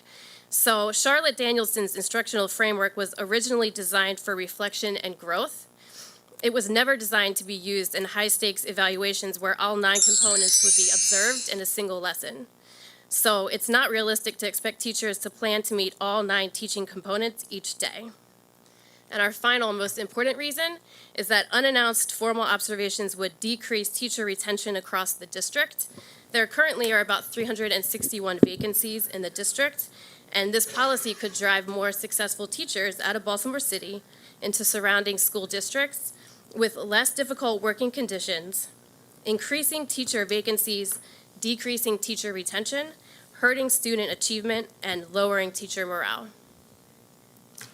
So we listed as well some requests to the board. Melissa, I'm sorry, but we try to limit these to 5 minutes. Okay. So I appreciated that this was posted ahead of time, so you can always assume that the board has read. You can always assume that. So if you don't mind, I'd like to open it for questions. Sure. Thank you. Commissioner Reed? One, can you send the research that said that this is beneficial to have a formal? Absolutely. And I guess my question to you is, there are lots of businesses, entities, and public-private partnerships, governments, school systems. What entities require a formalized approach to reviewing? I mean, I've been in business 40 years. It's never been a situation where my bosses would say, hey, I'm going to let you know, I'm going to evaluate you. Anything besides the school systems that do this? I mean, because I know in the real world, I mean, I'm not saying schools aren't the real world, but any business entity I've looked at, there was never a formalized approach where I'm going to review you. Right, and there are surrounding districts that do the unannounced observations, but it's set up in a different way, and it's not done in isolation. So that there were evaluations that were set up over time, and they were developed, and they were evolved, and they included teacher feedback in the process. So yes, this kind of feels like a last-minute thing, and it wasn't something that really was able to gather feedback from educators. So the system's been doing this for formally? It's never been informal before? I mean, I would assume, since I've been a student at Forest Park 40 years ago, it's always been informal. Has it been formal?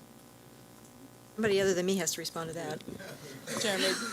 Jeremy, do you want to, I'm sorry, Commissioner Cheney, do you want Let's to? let Commissioner Cheney and then Jeremy, you can chime I'll in. do the history, you can do the legal, how's that? And because I was a little trying to really define what you mean by unannounced formal, because in my time in the system, there were always informal observations. The formal ones were announced and you planned them and went through the whole process of the pre-observation conference and everything. But the expectation, and I will say it on both ends, even as a teacher as well as an administrator, was that if an administrator is to be walking the building and looking at instruction, there will always be informal observations taking place. So so that's the history that I know. I'm not sure what unannounced formal is referring to be honest. So I'll turn it over to the Chief Grant Skinner, if you might.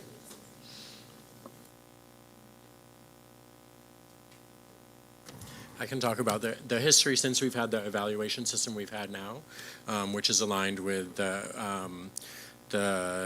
system that MSDE put in place nearly a decade ago. So we have indeed had only announced formal observations during that period. We are unlike some other districts in the fact that our observations have always been announced, but the proposed regulation for unannounced formal observations is a change. And I would say, I know that the board has received some information about the engagement that we would do, and I would just say for the board's information that the policy development process here began in February, and this is up for board consideration in August. So we're talking about a 6 or 7 month process. And I've had conversations with new BTU leadership about the fact that we've had ongoing conversations, starting with the first meeting was at the beginning of March, where we met with prior BTU leadership and said, we are exploring a new evaluation policy, and part of that is considering whether we have unannounced formal observations as part of it. And I can't speak for how BTU communicates with their members or not.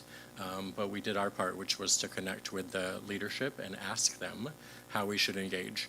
And I would just say, thankfully, since the May 21st presentation to the Board Policy Committee, we set up 6 open sessions for anyone and everyone to come and give further input. The first one was yesterday here in this room. So this Wednesday at 4:30, there's another. Next Monday and next Wednesday, there are 2 more also at 4:30. And then on the 28th, there's one in this room at 10:30. So good. It sounds like there's a process that's not over yet. Let's just make sure everybody puts it all in there so we can all be taken into consideration when we vote on it. So we really appreciate that you bringing this forward, appreciate the questions from the board. This is what this process is about. So thank you, Melissa. Thank you. With that, I'd now like to turn to general public comment. Our first guest is Melissa Schober.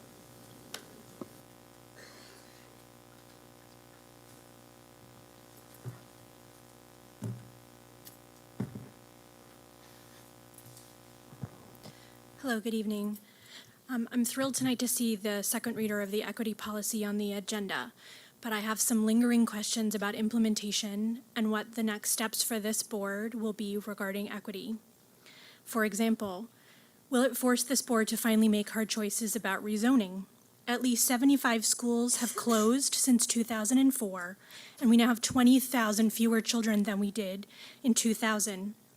Despite these demographic shifts and school closures and the expenditure of $274,000 to DeJong Richter for a rezoning feasibility analysis, we still have no implementation plan to rezone. Second, hard choices on public schools and equity for the individual buildings. Although disparities in charter school achievement have been noted by this board, what happens with regard to general publics?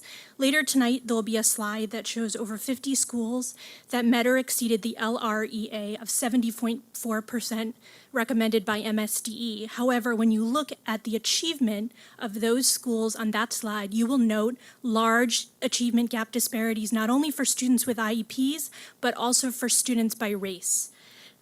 I see this board asking hard questions about charter achievement, but not about traditional public schools where there are 40 and 50-point differences between children of different races in achievement. Finally, hard choices on the school choice process itself. Will we relocate programming and think hard about where we want to spread knowledge? At the City Council budget hearing, Dr. Santelises, I was really thrilled to hear you talk about what I think you termed playground social capital, where parents are having informal conversations and teachers are having informal conversations about how the process really works. Not the process on paper, how one really navigates the process.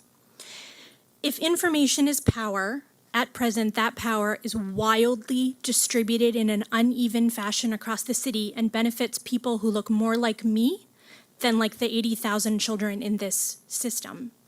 To that end, I want you to think hard before you vote on this equity policy about whether or not this board is ready and willing and able to make decisions that will be upsetting to some people, that will remove resource hoarding from some people, and that will challenge the political structures as they exist today. So please, if you're ready, willing, and able to make this vote on equity, do it, but not if it's only going to be words on the page, another policy that just represents a best try effort. Thank you. Thanks. I want to just say thanks. Those are terrific implementation questions. I think we, do you have a copy of your testimony? I can email it to you. Could you send it to Christian? I just think those are terrific implementation questions that we should keep in front of us. Thank you. Thank you. Our next guest is Angela Campbell.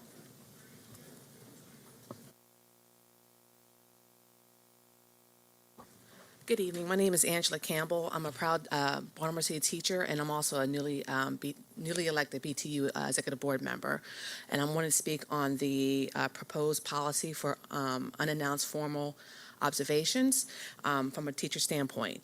My belief is with the unannounced formal observations, it creates a high stakes evaluative process that doesn't actually inform or increase instructional capacity of teachers. I believe that it would possibly strip teachers of some academic freedom when it comes to instructional strategies, and principals who come in with unannounced formal observations would not necessarily see all the T1 through 9 components of our current instructional framework. I could be teaching in small groups, which would negate possibly several portions of the T1 through 9 instructional framework that I would be observed with and used when it came to my instructional practices and my formal evaluation at the end of the school year. For those particular reasons, I definitely am against unannounced formal observations to be used towards my evaluative process. Thank you. Thank you, Ms. Campbell. Any questions? Appreciate that you took the time to talk to us about it. That concludes general public comment. As a result of our two guests, does anybody have any additional items that they'd like to pull from the consent agenda?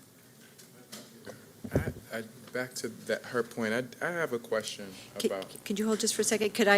You can ask the question. I just want to make sure that we're going to not pull anything else, so we're good on the consent agenda? Okay. Commissioner McFadden? What is the motivation for having the unannounced formal observation?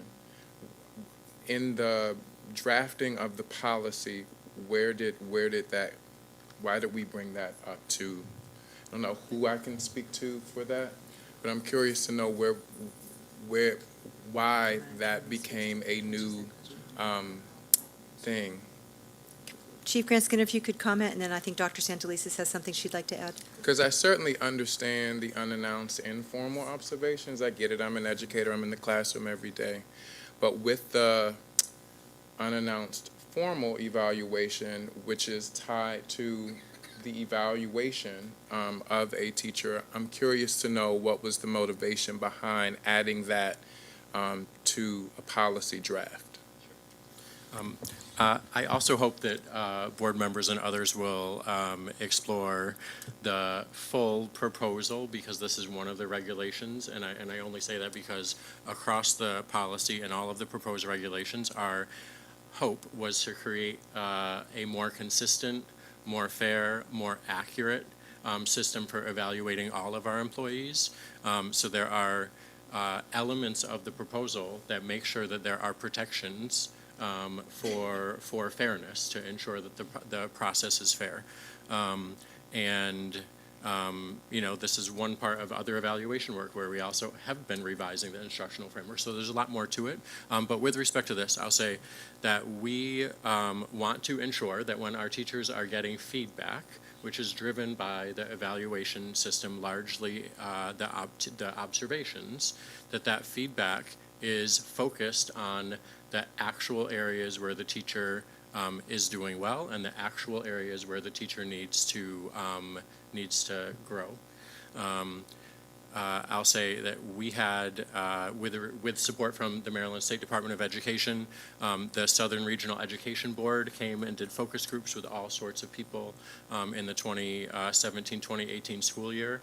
And across the board, they reported to us that in those focus groups, including focus groups with teachers, the feedback was that the formal announced observations were not good representations of what was happening day to day, which means that the evaluative feedback wasn't in response to what is actually happening every day.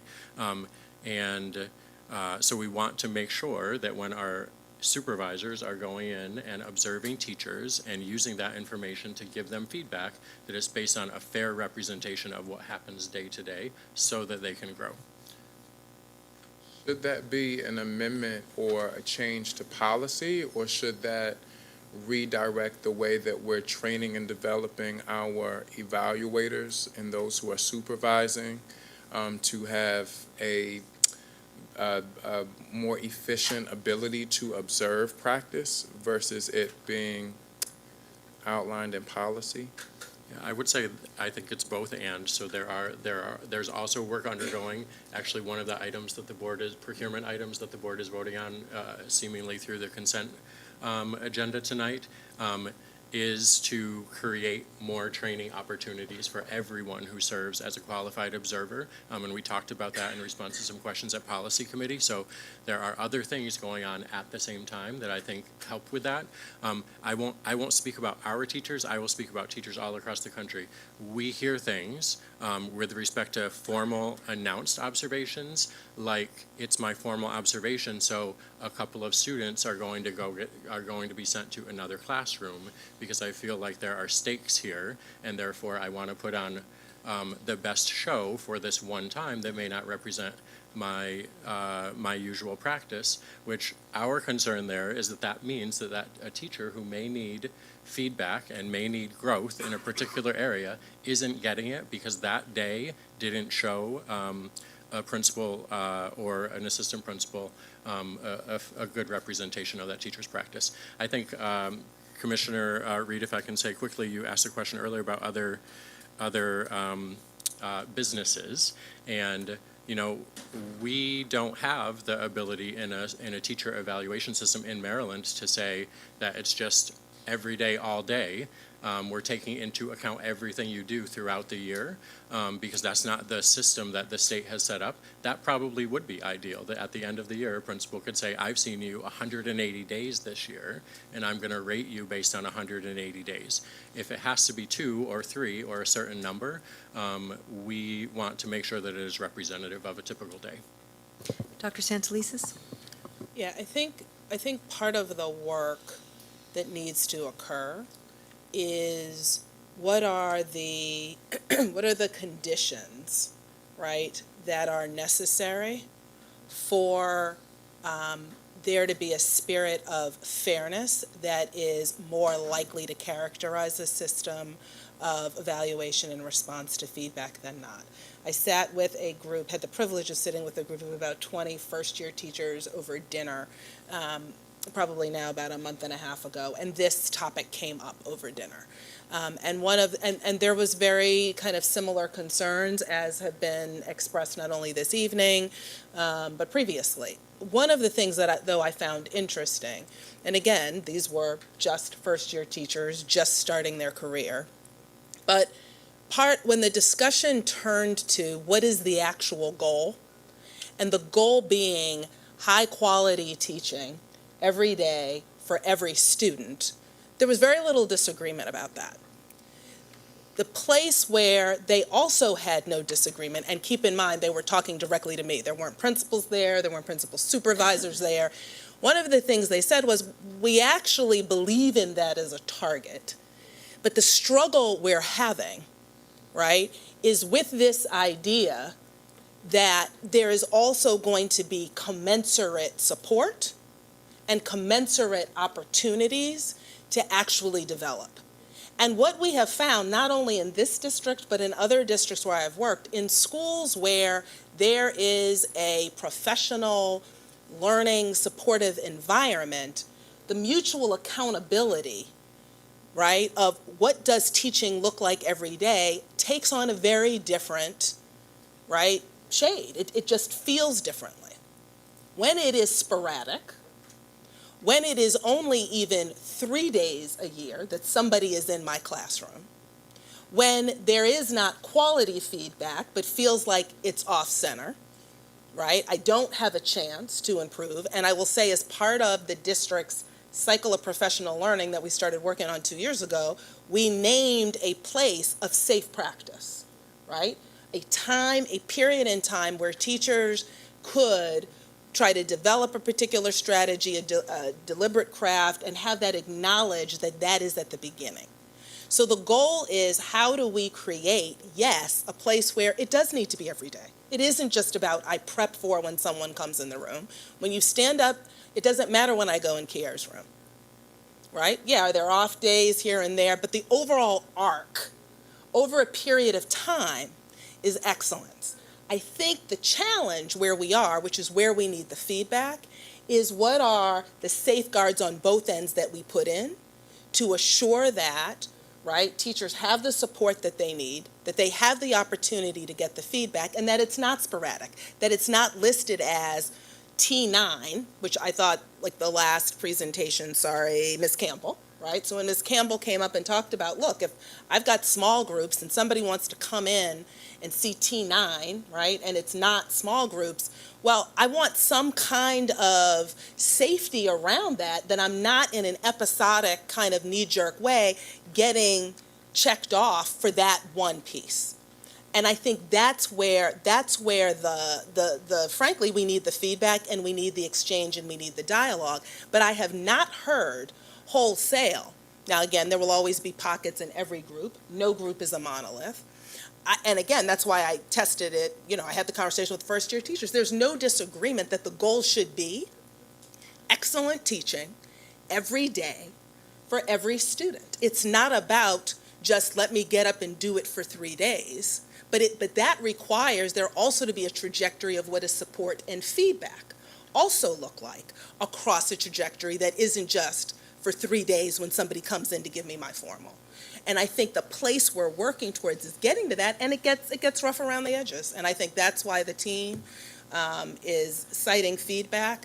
But I just want to emphasize that for most people I've talked to, unless there's a large body that think actually it should, 70% of the time is okay to be good, that's not the discussion. The discussion is usually about, right, how do we make sure that it's fair and that there's reciprocal support and feedback at the same time that there's accountability for being prepped. In the same way that the board is very clear when there's a presentation that isn't up to par, you all are real clear, thankfully, with also a bit of mercy sprinkled in, right, about when it's off par and when it's excellent. And we get better because of that feedback. But in shifting a culture, we've got to also take into account that it should not feel random. And most people who I give feedback on their practice, now, they may tell you something off the side. I try to be very explicit.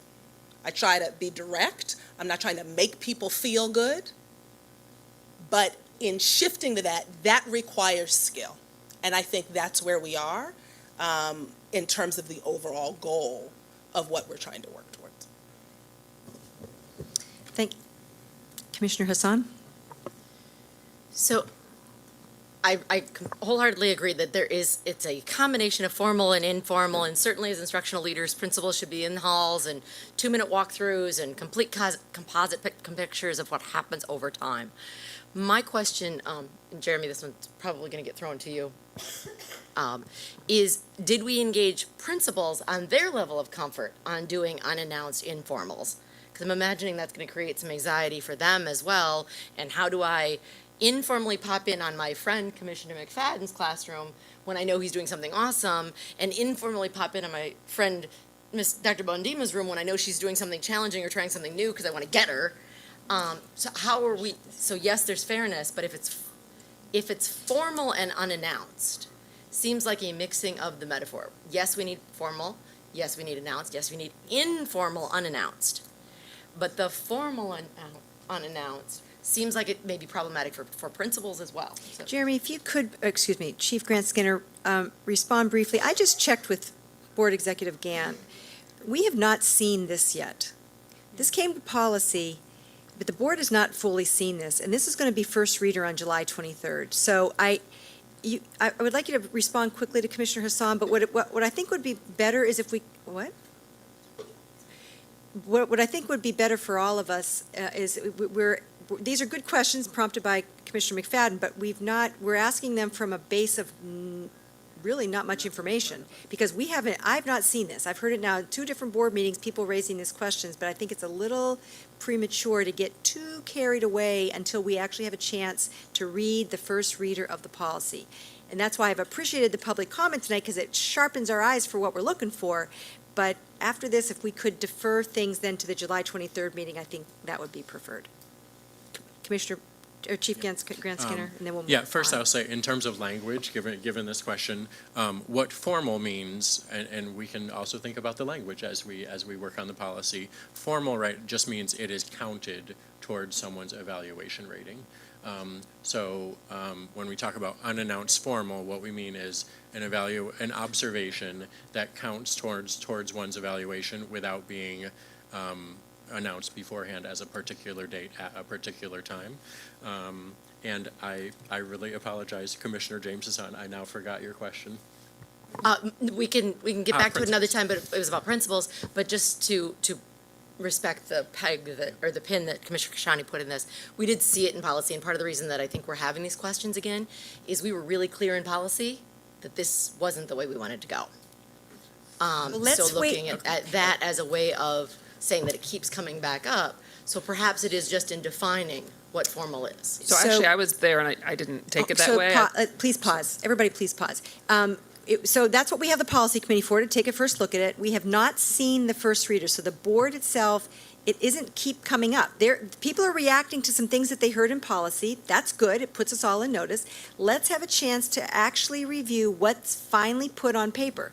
It's entirely possible that based on all this stuff, they might change a few of the words on paper. I don't want to react right now to something that the board has not reviewed. So let's just take this as informative about what's on people's minds before we get to the July 23rd meeting. Chair Kashani, can I just answer the principal question? Quickly, because there's a whole rest of this board meeting that I want to conduct that has say, nothing to do with anything that was not presented to us tonight.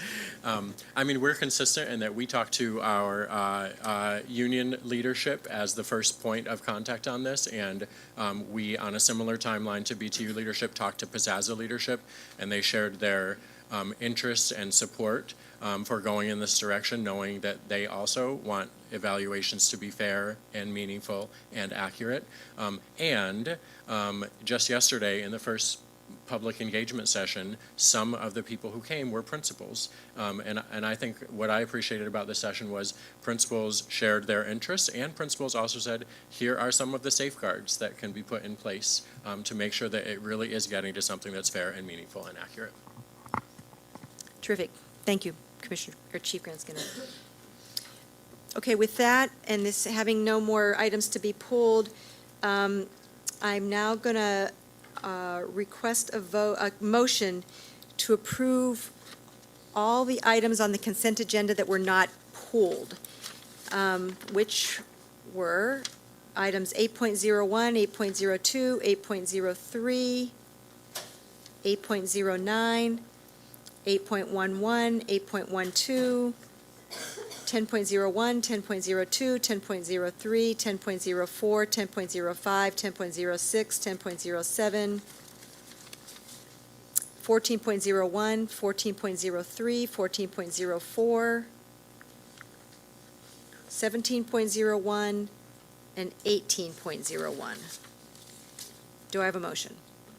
Moved by Commissioner Bondima, second. Second by Commissioner Berkeley. All in favor? Commissioners McFadden, Hassan, Bondima, Chinia, Kashani, Reed, Frank, Berkeley. Motion passes 8-0 with one absent. Thank you. Go back to the items that were pulled and just respond to specific questions, and then we'll vote on them individually. The first item was the change in location and cap for the Baltimore Montessori Public Charter School. Ms. Alvarez?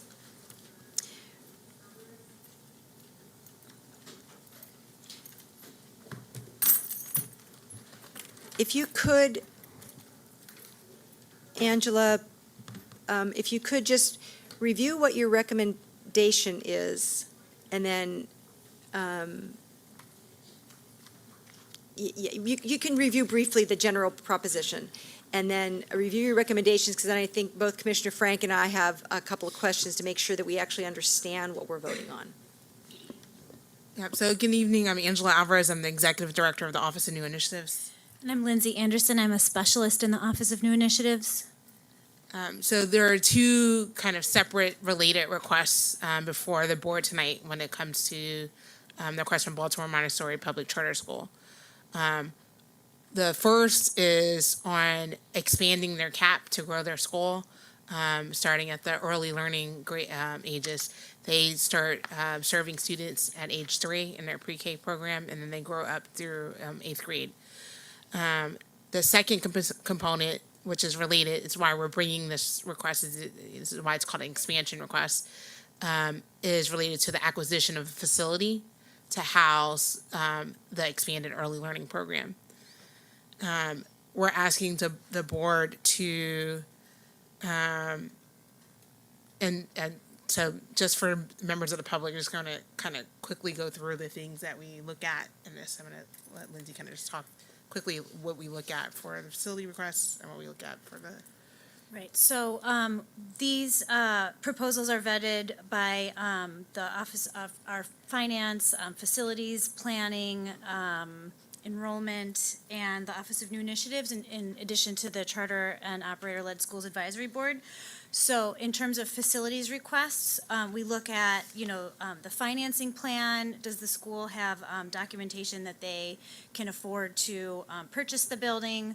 We look at how they demonstrate their ability to recruit and retain students. We look at their community engagement plan in terms of current parents and the community that they're looking to acquire the facility in.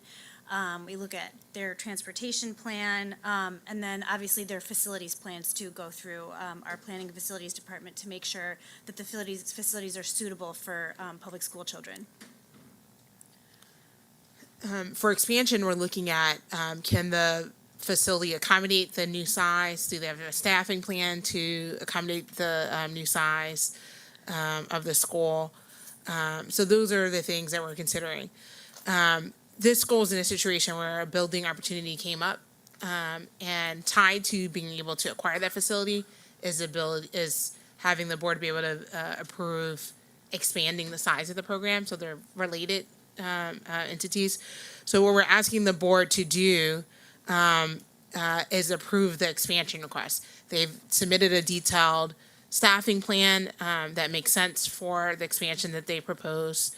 They've been a successful operator. They have a strong wait list, so we believe they'll be able to actually attract and hold on to the students to meet the request. We have information about the facility that they're planning to acquire that makes us have confidence in that. We're asking that the board approve the request with conditions. The cap increase would not take effect until school year 2021. The facility they're still early in the process. So we have some information that's helpful in terms of their acquisition of the facility, but there's still questions around how they're going to renovate the facility and those kind of pieces. So we're asking the board to approve the request and that we put conditions related to being able to look at the facility again, just to make sure it does fit, that all three facilities fit the full growth of the students. That's something we'll have sooner. We're in approving it with conditions. We're not asking you to come back and vote again. We're asking the school to submit to us that documentation. We have facilities look at it again, and then we'll provide an update to the board, confirming that it does fit the students. So can I ask a question just on that piece? So if I'm understanding correctly, and Andy, if you actually have a different question, let's just tag team here. Frequently, it's hard for a school, Montessori or otherwise, to give much information about financing and facilities until they've got the approval, because you can't take you can't take an idea to the bank. You can take an approval to the bank. So if we vote tonight to approve the expansion, that then gives them, I assume, what they need to then go to talk in more detail with Central Baltimore Partnership and other financing options to be able to do this. Is that the motivation behind this?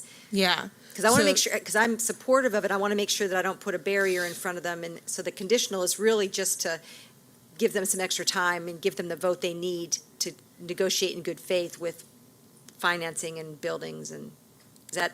That's right. So, yeah, so part of their ability to do the financing is tied to the size.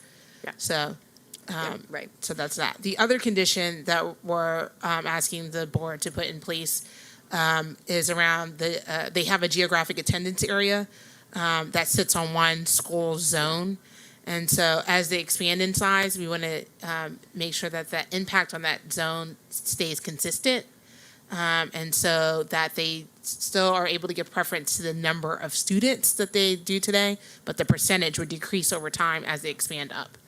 To maintain that same impact. And that's just something that we should revisit, but that we put that control in place in terms of the geographic attendance area. So those are the two conditions on the expansion. On the facility request, there's not enough for you to approve this location at this time, so we're planning to bring it back later. Once with the approval of this request, that'll help them with their financing part of it, and be able to give us more clear plans around how they're renovating the building and the other pieces that you need to approve the facility. So you're saying the board, you're saying the board, we vote tonight on the expansion, Yes. but we don't vote on the We building? postpone on the facility. Do we have to, so you'd be bringing back to us, so The they're going to facility. expand, we approved the expansion, they've now want to buy this building, and so we'd be approving the relocation of some of those classes and the expansion of classes? Yes. Okay. Yeah, so we bring that back as we're separating the two things. And it's just about not having enough information right now, not because. That's right.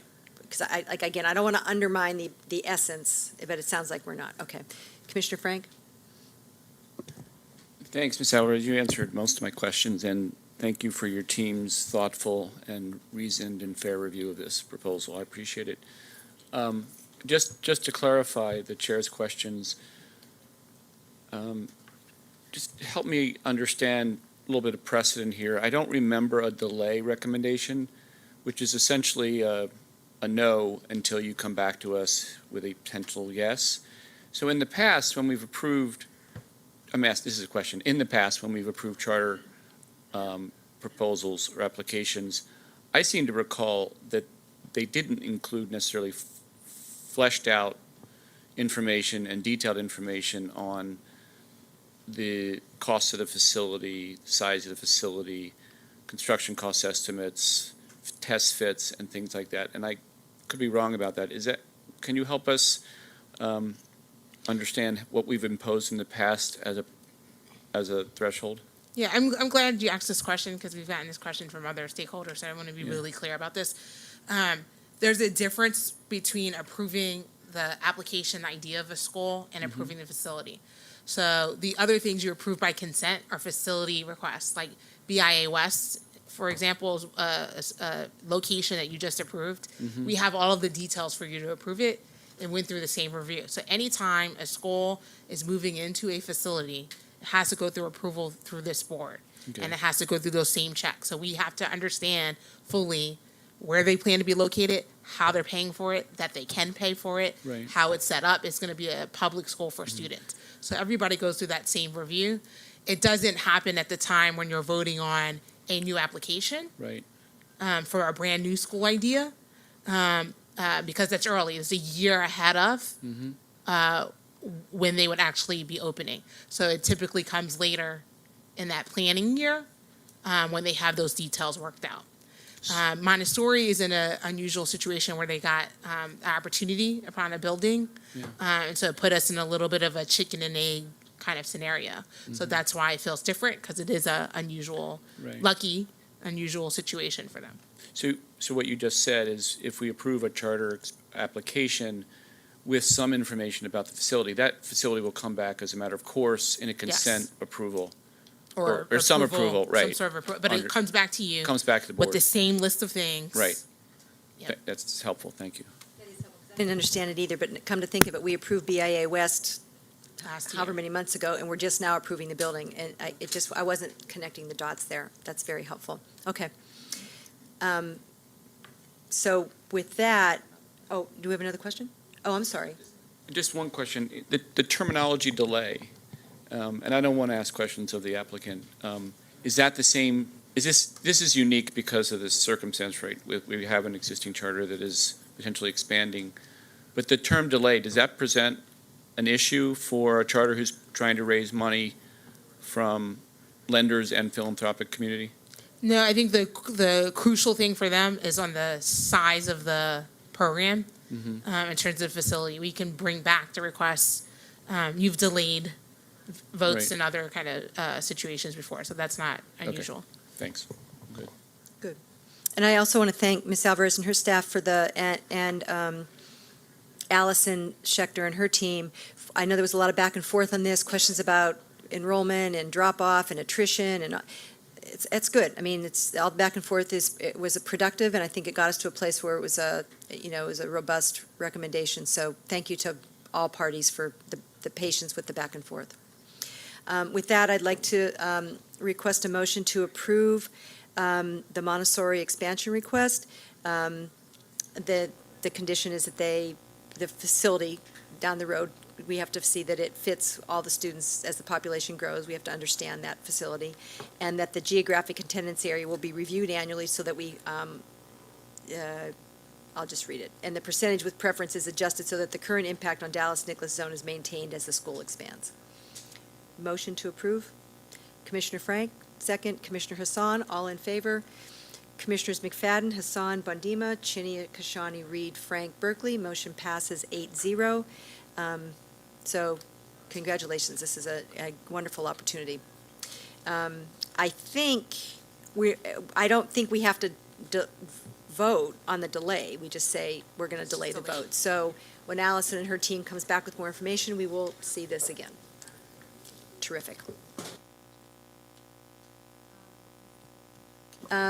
We would now, we will have the review of the 4 new charter applications. Angela will, I'm sorry, is there something that? Well, we just have we have a timing issue about somebody who's here to present that we're wondering if we could reorder the agenda. The CTE presentation, they're leaving at 8, so that's our only question.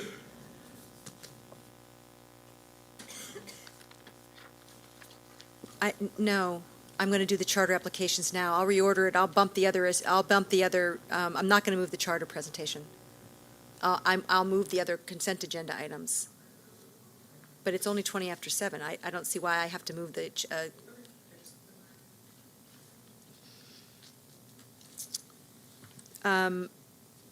okay. So these are charter approvals, so these are by a script. So Angela will make comments about the 4 schools, then we will have, if it sounds scripted and feels scripted, it's because it is scripted. There's like laws about these things. So just bear with us, and we'll go. No, please. We'll go one at a time. Is everybody good? Are you good with what we're doing here? Yeah, we're cool.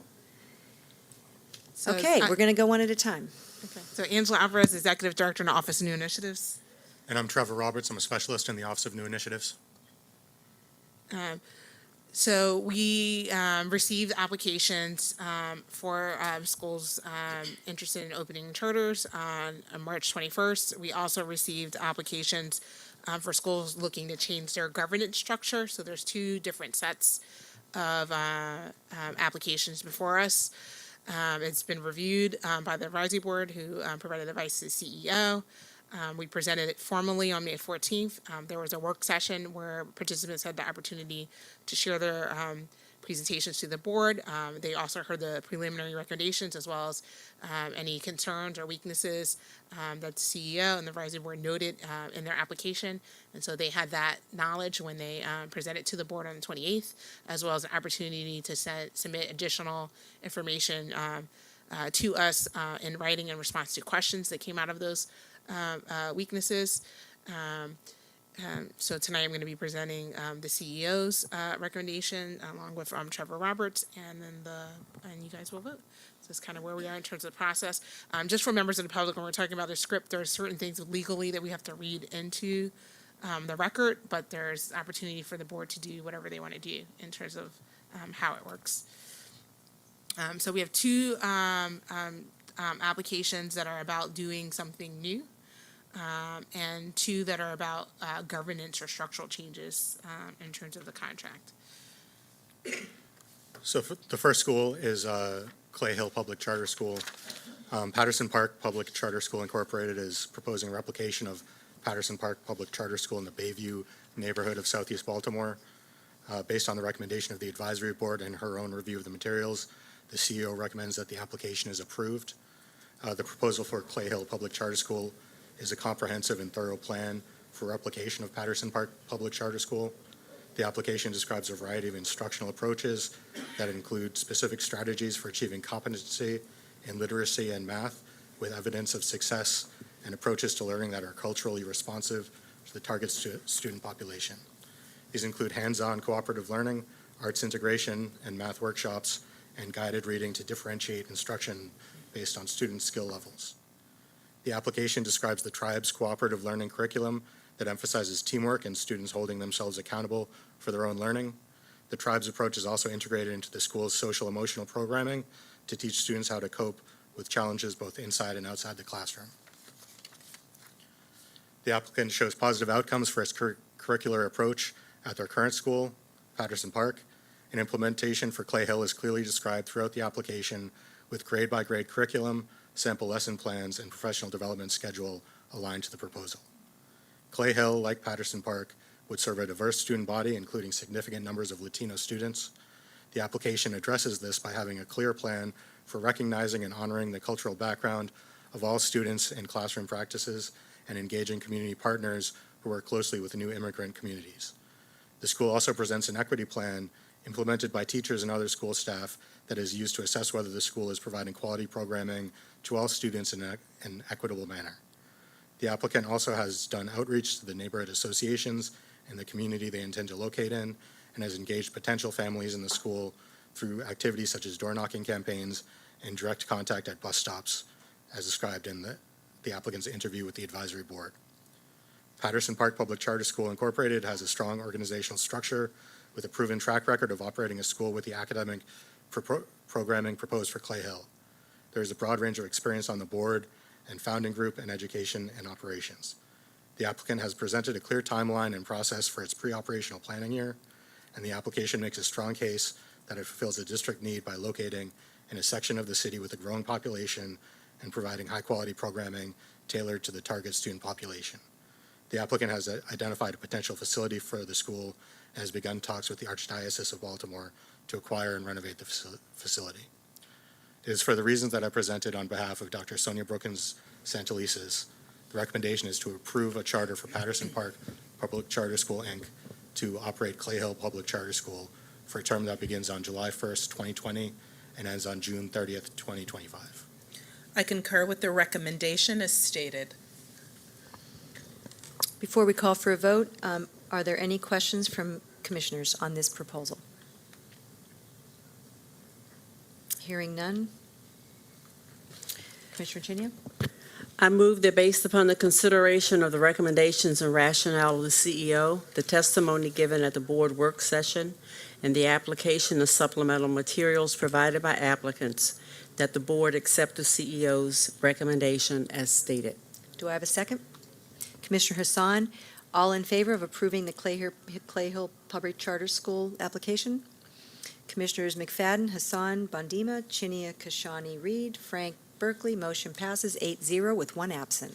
Congratulations.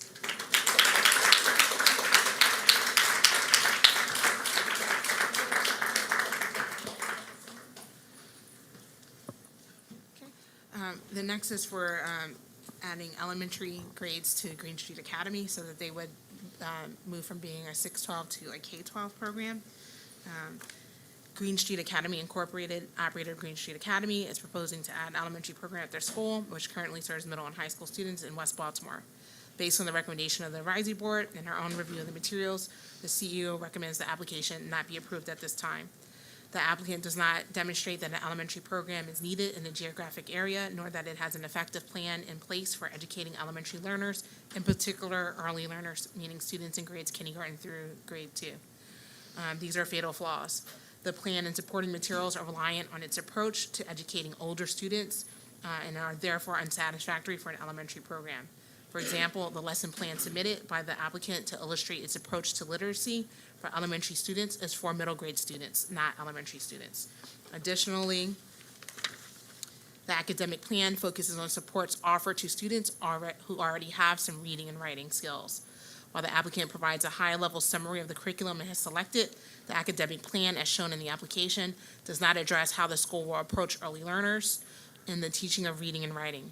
In particular, the applicant was given a chance to provide additional information to cure this concern. However, in its supplemental response to a question asking the applicant to describe their approach to early literacy, the applicant again focuses on students who are already readers and writers.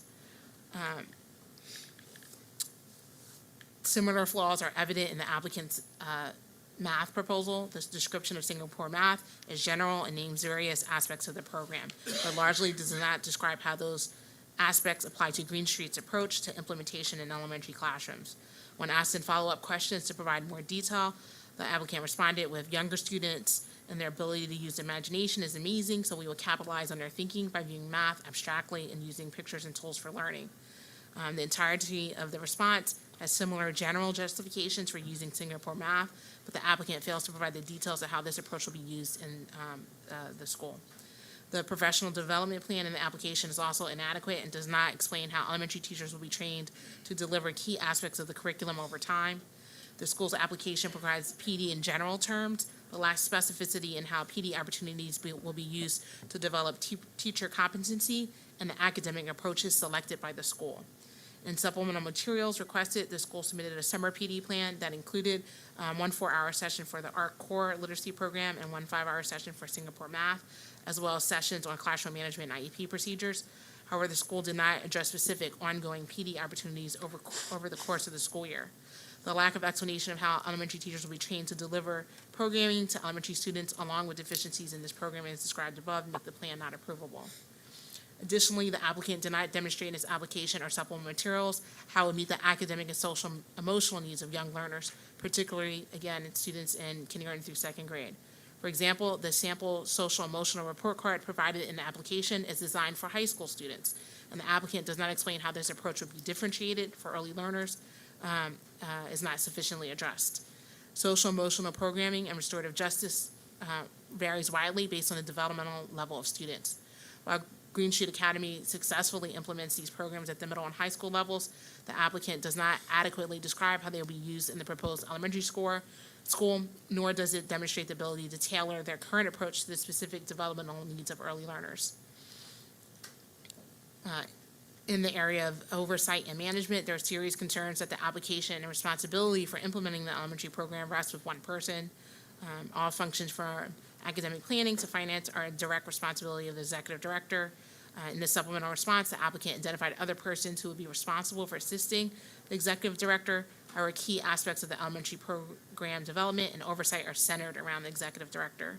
The concentration of responsibilities in a single person for the elementary plan is problematic as the organization changes and with potential turnover in the future. Finally, the applicant has not illustrated how the proposed elementary program will meet the needs of the district. The program will be located in the area of the city with declining enrollment, where the district has closed a number of schools and plans to close at least one other school. When asked for more information on how the proposal would serve the district, the applicant responded with details about aspects that are not dependent on expansion into elementary grades, adding a social emotional learning center, or are speculative, using students from the Teacher Academy of Maryland CTE program, which the school does not currently have, to assist in early literacy. The school has not demonstrated that the proposed elementary program will meet the needs of the district in the context of falling enrollment in the area it proposes to locate in. It's for these reasons that I present on behalf of Dr. Sonia Santelises, the recommendation is to not approve the charter for Green Street Academy Incorporated to operate Green Street Academy's elementary program. I concur with the recommendation as stated. Before we call for a motion, are there any questions on this proposal? Commissioner Chinia? I move that based upon the consideration of the recommendations and rationale of the CEO, the testimony given at the board work session, and the application and supplemental materials provided by applicants, that the board accept the CEO's recommendation as stated. Second by Commissioner McFadden. All in favor? Commissioners McFadden, Bondima, Chinia, Reed, Frank, Berkeley, all opposed. Commissioner Sasan Kashani. Motion passes 6-2 with one absent.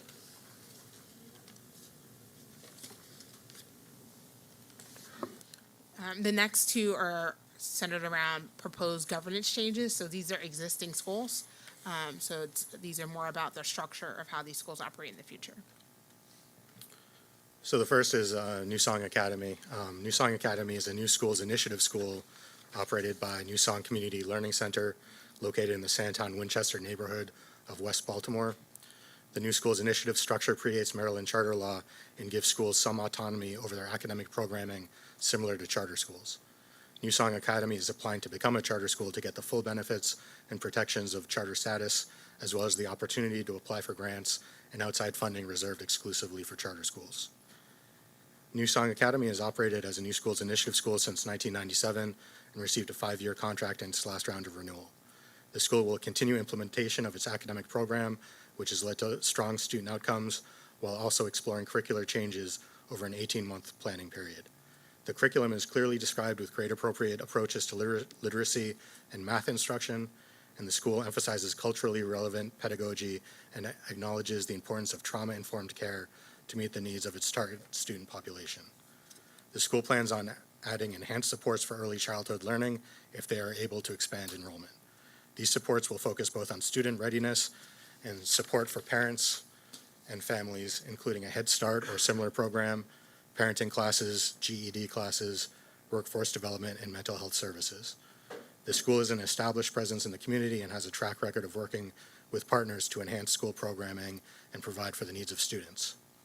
New Song Community Learning Center has been operating New Song Academy under the New Schools Initiative structure since 1997, and in anticipation of their application to convert to a charter, New Song has expanded the capacity of its board to provide enhanced oversight, experience in key organizational areas, including academics and curriculum, finance, and law. There are some concerns with the application in regards to budget and fiscal sustainability.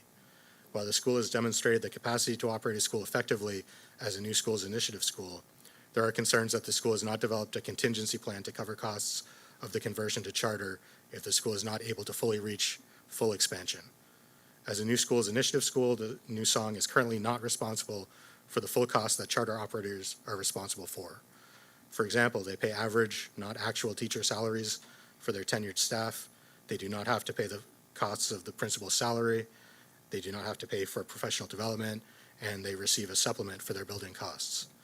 As a charter, they would be responsible for these items, and the budget, while it considers some of these factors, does not take all of this into account. However, the operator does have a reserve fund of $1.4 million, which they can tap into to cover shortfalls, and also owns property that can be leveraged in the event of a shortfall. As part of their conversion to charter, the school is exploring the possibility of moving to the Gilmore building. This move would allow them to expand from their current size of 162 students to a proposed final enrollment of 360. However, plans to move to the Gilmore facility are not finalized and have not been approved by Baltimore City.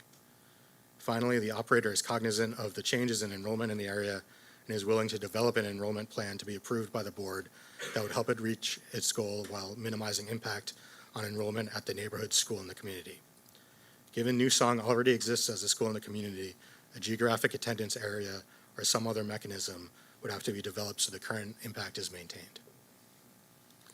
It is for the reasons that we presented on behalf of Dr. Sonia Santelises that the recommendation is conditionally approved to conditionally approve a charter for New Song Community Learning Center to operate New Song Academy for a term that begins on July 1, 2020 and ends on June 30th, 2025.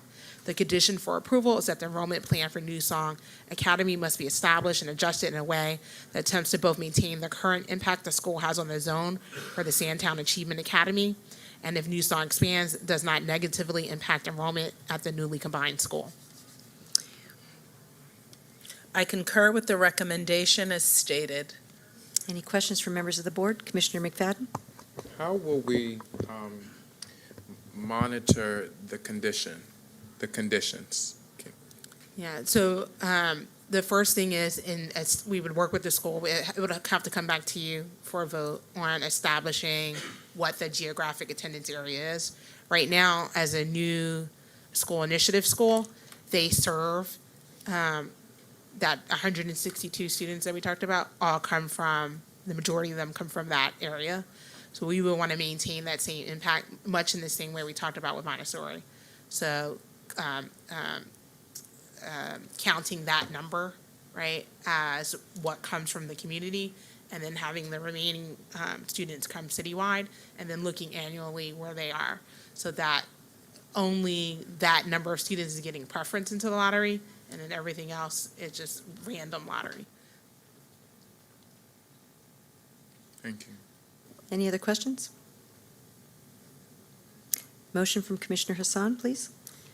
I move that based upon the considerations of the recommendation and rationale of the CEO, the testimony given at the board work session, and the application and supplemental materials provided by applicants, that the board accept the CEO's recommendation as stated. Do we have a second? Commissioner Bondima, all in favor? Commissioners Hassan, Bondima, Kashani, Reed, Frank, Berkeley, all opposed. Commissioners McFadden, Commissioner Chinia, motion passes 6-2 with one absent.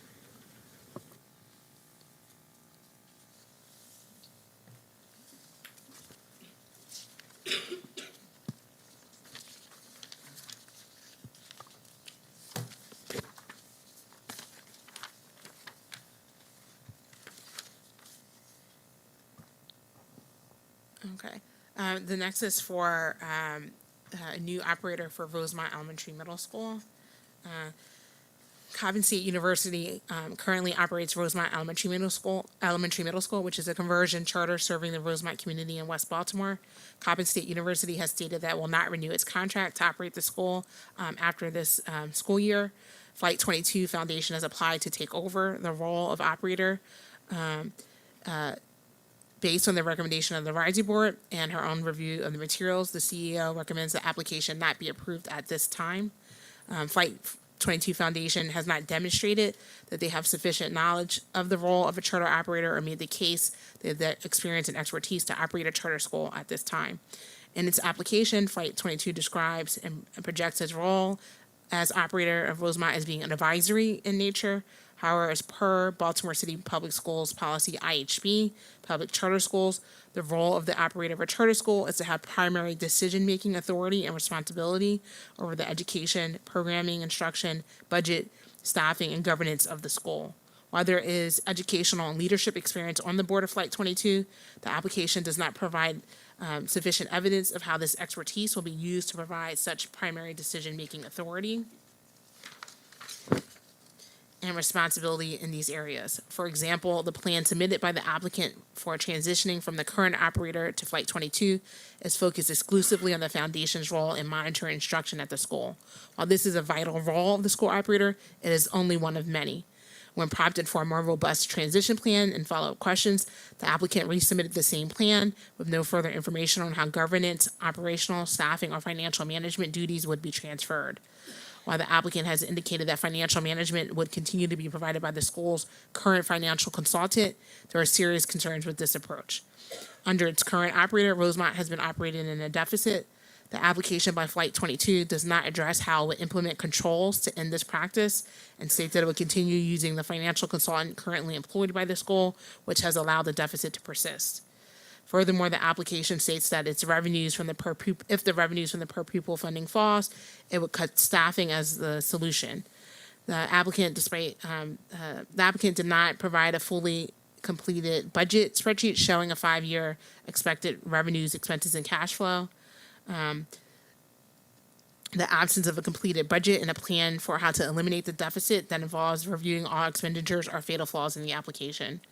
Flight 22 has indicated that a major role it would fulfill as operator Rosemont will be as a financial resource for the school, leveraging relationships with other organizations to raise funds for the school program. Flight 22 identifies 2 fundraising events it would hold for Rosemont, but do not provide a plan with financial goals for these events and do not explain how those funds would be used to supplement the school. Furthermore, the applicant has not presented a plan for ongoing, sustainable fundraising efforts that would contribute to the success of the school. Given that financial support was a major component of the application, the lack of explanation of how they provide such support is a fatal flaw in the application. Flight 22 proposes bringing partnerships to Rosemont to enhance academic programming at the school, especially involving entrepreneurship programming. While the rationale for adding entrepreneurship to Rosemont curriculum is compelling, the applicant has not shown how this programming will be implemented at the school or how it will be implemented into the curriculum. These deficiencies, combined with the current lack of the awareness of the level of responsibility and accountability that the operator holds, as discussed previously in this report, create great uncertainty over whether Flight 22 will be able to consistently and effectively operate the school, and thus the applicant has not demonstrated it has a capacity to take over the contract at this time.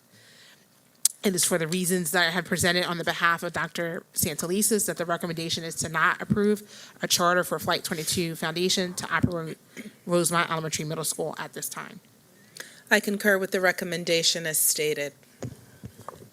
Before we call for a motion, are there any questions?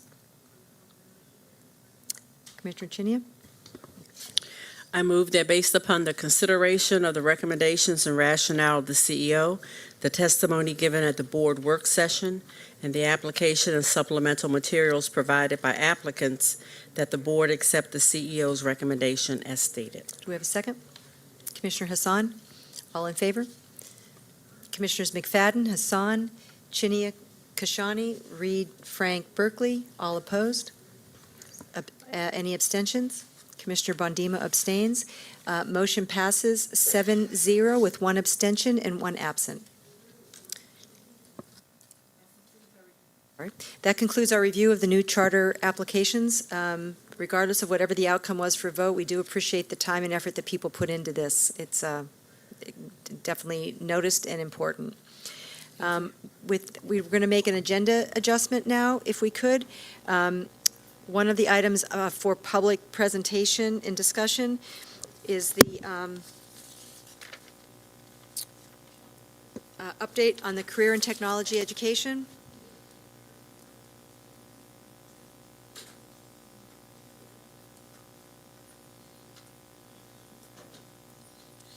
And Dr. Pfeiffer, I'll just note, I know you have time constraints. It's a long PowerPoint.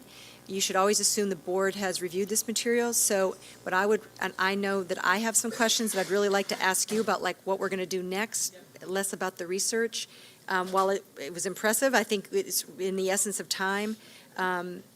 Please hit the high points for the presentation. Do not read the slides to us, and so we can get to the questions. I don't mean to be so in your face about that, but I apologize for the lateness of the time. Thank you very much. Appreciate the opportunity to present. Again, Rachel Pfeiffer. Good evening. I'm the Executive Director of College and Career Readiness, and I'm pleased to share with you a report that has been done by Education Strategy Group, highlighting or looking at our CTE programming across the district and providing some recommendations for next steps. So I'll let Kathleen introduce herself. Sure. Good evening. Thank you for your time. And thank you also for the explanation that you've already reviewed the report. That helps me tremendously in sort of directing where we're headed in this conversation. I'm going to skip through a number of slides in the interest of time. We'll jump right into the findings and recommendations of the report itself, and then welcome any questions from you all in terms of clarification or any of the information that's there. This full report for the general public is posted online for these public board docs. This is a terrific piece of work that is nicely combined with what the Fund for Educational Excellence did. So if you have not read this report, I definitely encourage you to do so. Just the brief introduction, we'll skip the initial slides if you don't mind just going through to slide 9. But what I did want to share is that as Roger presented on behalf of the fund earlier, that we've recognized that there was a need to kind of do a deep dive into our CTE programming, looking at how students are completing the program from their entrance into the program all the way through. And so that's what Kathleen will highlight. Sure. Okay. I'm going to jump ahead here.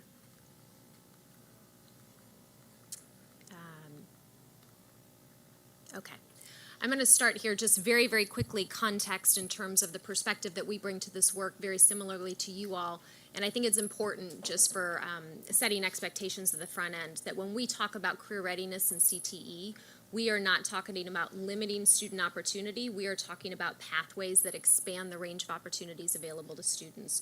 So anytime we talk about CTE within our remarks, please understand we're doing so from the perspective of how we prepare students both for readiness of college and readiness of good jobs in the immediate job market as well. So within our analysis, we started this work a number of months ago. We had several research priorities. I hope that you've had a chance to review the report, but if not, hopefully this will aid the review that you're going to do. We focused on the alignment of current programming with in-demand, high-skill, high-wage opportunities, the quality and rigor within programs of study as they currently exist, equity in student access and outcomes in terms of who has access to various opportunities and what those outcomes look like, student achievement of students who are enrolled in CTE versus those of the general population. And then importantly, we also looked at employer partnerships and barriers to better understand the ways in which employers who are very involved in the labor market can, in fact, do have opportunity to lean into programmatic decisions to help shape programs so that they are responsive to the skill and credentialing demands of those employers as they go to hire talent. We used a mixed method analysis very quickly. We did a lot of labor market research. We did analysis of career program performance data. We did interviews of a number of different leaders from K-12, post-secondary workforce development, and the employer community. And we did focus groups and surveys of teachers, counselors, and students. I would say one sort of very important missing ingredients from this was parents. We tried very hard to do surveys of parents as well and a focus group of parents, and were unable to get representative samples of parents to include in this. So I would just note that in any follow-up work you do, that that's obviously an important constituency to engage as you think about the work going forward. All right, jumping right into the findings. The very first bucket of work that we took on was labor market analysis. To what extent are the programs of study that are currently in place aligned with the good job opportunities awaiting your students once they leave high school? On the left side, you'll see industry-aligned career clusters. So when you look at the labor market data, there are essentially 6 priority clusters for Baltimore City. Those are manufacturing, engineering, and technology, health and biosciences, information technology.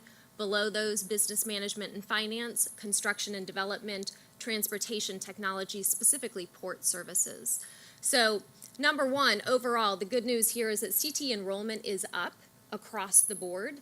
What you'll note beside each of these things are small arrows that note where enrollment is up in particular career clusters and where it is down in those clusters.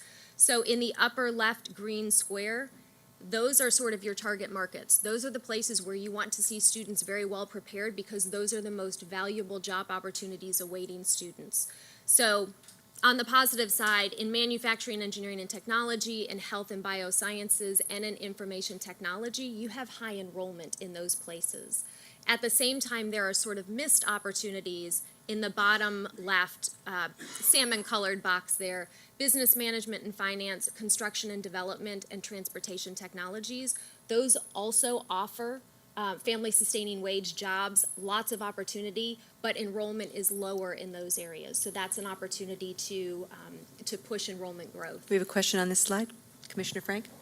Yeah, hi, thanks. Can you just define again unaligned career clusters, high enrollment? So for example, hospitality and tourism is Baltimore's second largest industry by employment. I'm curious what it means by unaligned. So when you look at the labor market data, we specifically are looking at in-demand, high-skill, high-wage. So those things that are leading to family-sustaining wage opportunity. And so there can be something that is in demand, like hospitality and tourism, but largely you're going to see that the jobs in those spaces don't pay good wages. So while there are a lot of jobs available, they're not jobs that are going to enable your students to support themselves and a family in the longer term. And I will just say, Commissioner Frank, that part of why we partnered with ESG, and then this was part of my initial meetings with Kathleen and her colleagues, was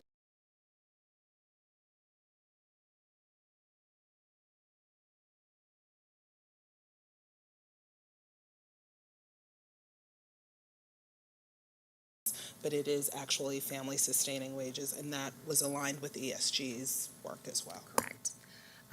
Within hospitality and tourism, a lot, especially if you get into food services, you'll find when you look at the data that a number of students who leave who work in that particular area are making $9,000, $10,000 a year. So our aim is on those very industry aligned, whereas they're not only a plethora of jobs, but they pay really good wages and they require high skill development. So if you take a little time, I skipped through some forward slides here, but really making the case that post-secondary education and training is a prerequisite now, where once upon a time there was a point at which you could take a high school diploma and you could parlay that into a good job opportunity. If you look at job growth and job opportunity within Baltimore and the surrounding region now, some level of post-secondary education and training is required in order to get a good job. So my focus today will be on what are the programs that you already have in place that are very much aligned, and how do you need to shift programmatically to bring greater quality and rigor into your programmatic offerings to reach that end goal. So on the right side, you do have some unaligned career clusters. I won't go through all of these, but you can see the juxtaposition here. In the upper right corner, you have unaligned career clusters, but high enrollment within them. So it's as much a focus about getting students into the industry-aligned clusters as it is not having so many students in the unaligned clusters. So career research and development, consumer services, hospitality, tourism, and HR services in particular are areas that I'd suggest to take a closer look at. In terms of looking at the quality and the rigor of the existing programs, when we talk about quality and rigor with that perspective of post-secondary education and training being the necessity to get kids prepared, we talk about career pathways that offer early post-secondary opportunities. So as much as possible that we can get those early post-secondary opportunities into the high school pathway as possible through dual enrollment, through dual credit, perhaps through AP and IP coursework as well. Through industry-aligned work-based learning experiences, you heard this as a common theme in the funds report, that students also need the opportunity to connect what they're learning in the classroom with real-world work experiences, develop their professional readiness for the workplace, their technical skill development as well, and that they have opportunity to earn industry-recognized credentials, which are credentials that the employer community leans on and values in its hiring process that signal a skill readiness for a student to do a job well. So if those are our indicators and we look at the programs within Baltimore City, in terms of early post-secondary opportunities, we'd say the strengths are that you have articulation agreements in place with higher education partners.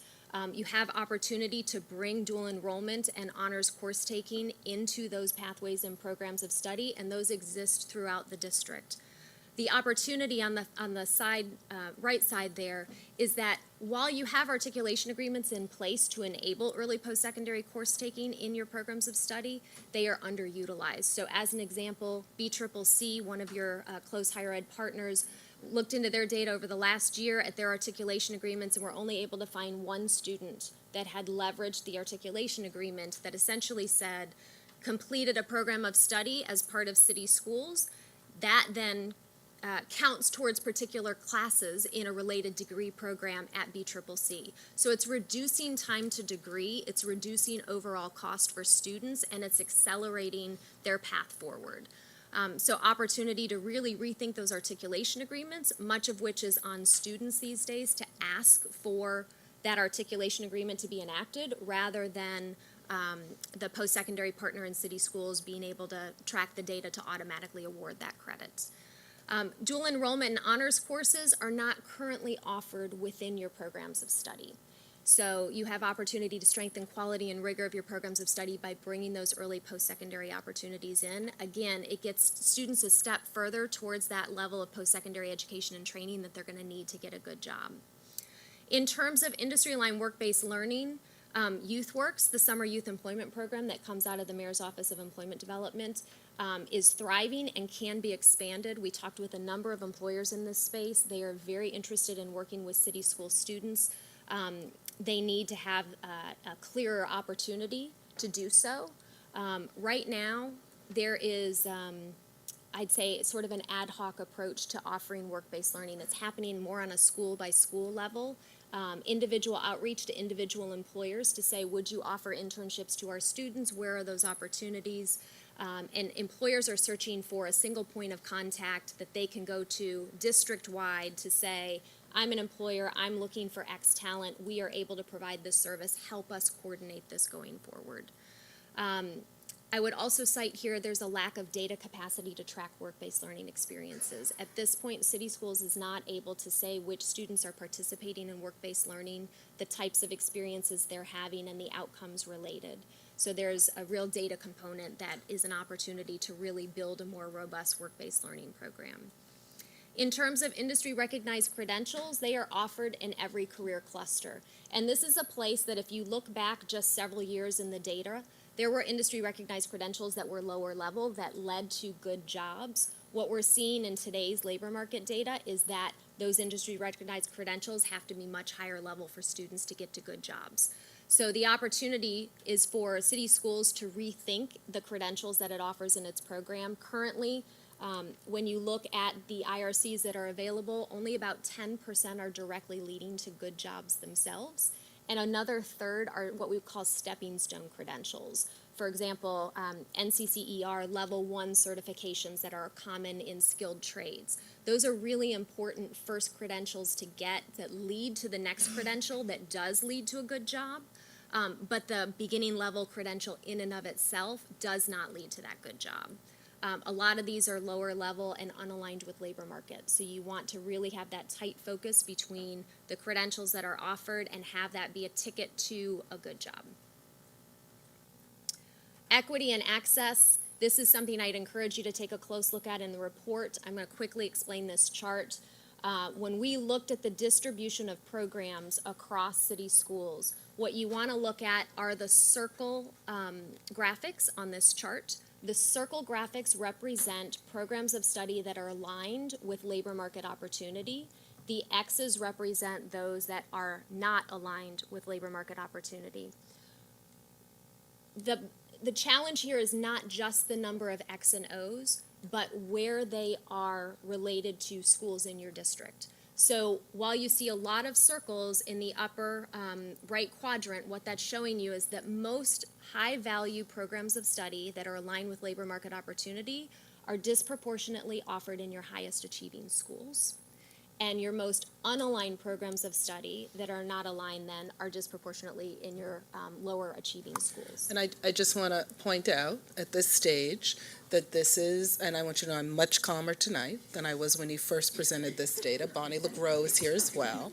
But I do want the board to know I lost it when I saw this chart. I literally lost it. And part of why I lost it was because all this says is that we have redone a caste system within our CTE programming. All we have done is replicated the same young people having the same access in the same schools under the cover of CTE programming, which supposedly is supposed to actually open up opportunities. So I just need to say that. And Kathleen, wasn't I a lot calmer? Yes, I was a lot absolutely. calmer in that, but I just, that I was the day I saw it. But I just want everybody to be real clear. I don't know how you are with charts. Kathleen's being very diplomatic and professional, but I just want everybody to realize this signals that we have been kidding ourselves, that our CTE programs are opening up opportunity. They are merely a reflection of a caste system of education. I just want to put that out. I'm going to let Kathleen go back to it, and I just wanted a little affirmation about how much calmer I am today than I was. Yeah, I mean, I did, and I mean, actually, they should have the day. I mean, I love this chart. It's like my favorite chart, and I leaned over to Cheryl and I said, because that chart says it so clearly. It took me a minute to figure it out, but once you get it, it's like, Yeah. wow. It is, so, and I think one of the bottom line messages is it's not just CTE for the sake of getting kids a job. That if our goal is family sustaining wage opportunities for young people, we are kidding kids and we are kidding families that that's what they're getting. We're giving kids in certain high schools certificates that do not enable them to earn a family-sustaining wage. And so it looks pretty to say, don't we have CTE and aren't we giving kids jobs? But like, if we're honest, we are channeling them into low-wage positions. The other major learning is we have, and I say this in community meetings all the time, I say this to staff, this false dichotomy between college and career is not based on some of the emails I get from community members who say, well, not everybody's supposed to go to college, and not everybody is supposed to be in AP Calc, Sonia.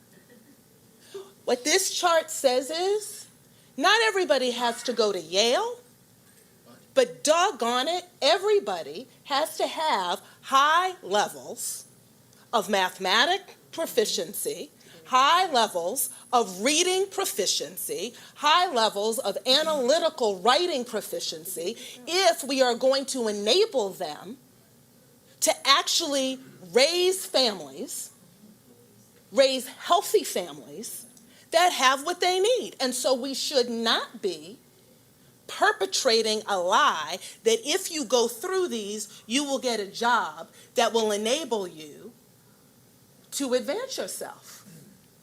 Because that's what this chart says. It says the same kids that are proficient when they leave 8th grade are the same kids that go through high wage pathways.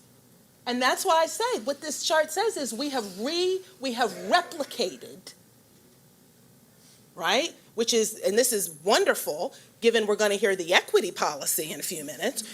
All we have done is replicated in a new field the same disadvantage that we have in other things. So we need to stop kidding ourselves. So when I say not everybody needs to go to University of Maryland College Park right away, I don't mean that means you can pick up a shovel and not be able to read and be able to support your family. It's a lie. It's not true. And that's why, like I said, that's why we work with ESG. I'm not working with people who try to come in here and peddle that for Baltimore City kids, it's okay if they can flip burgers. My husband served tables to work his way through college, to buttress an income, to send a younger sibling. My dad worked in a post office as a chemist to send younger siblings. They're not waiting tables and washing dishes to raise a family of 4 on. And so we've got to be clear about what we mean. And I was real clear, see, and I was being real good, Kathleen, until he asked the question. But that's the problem.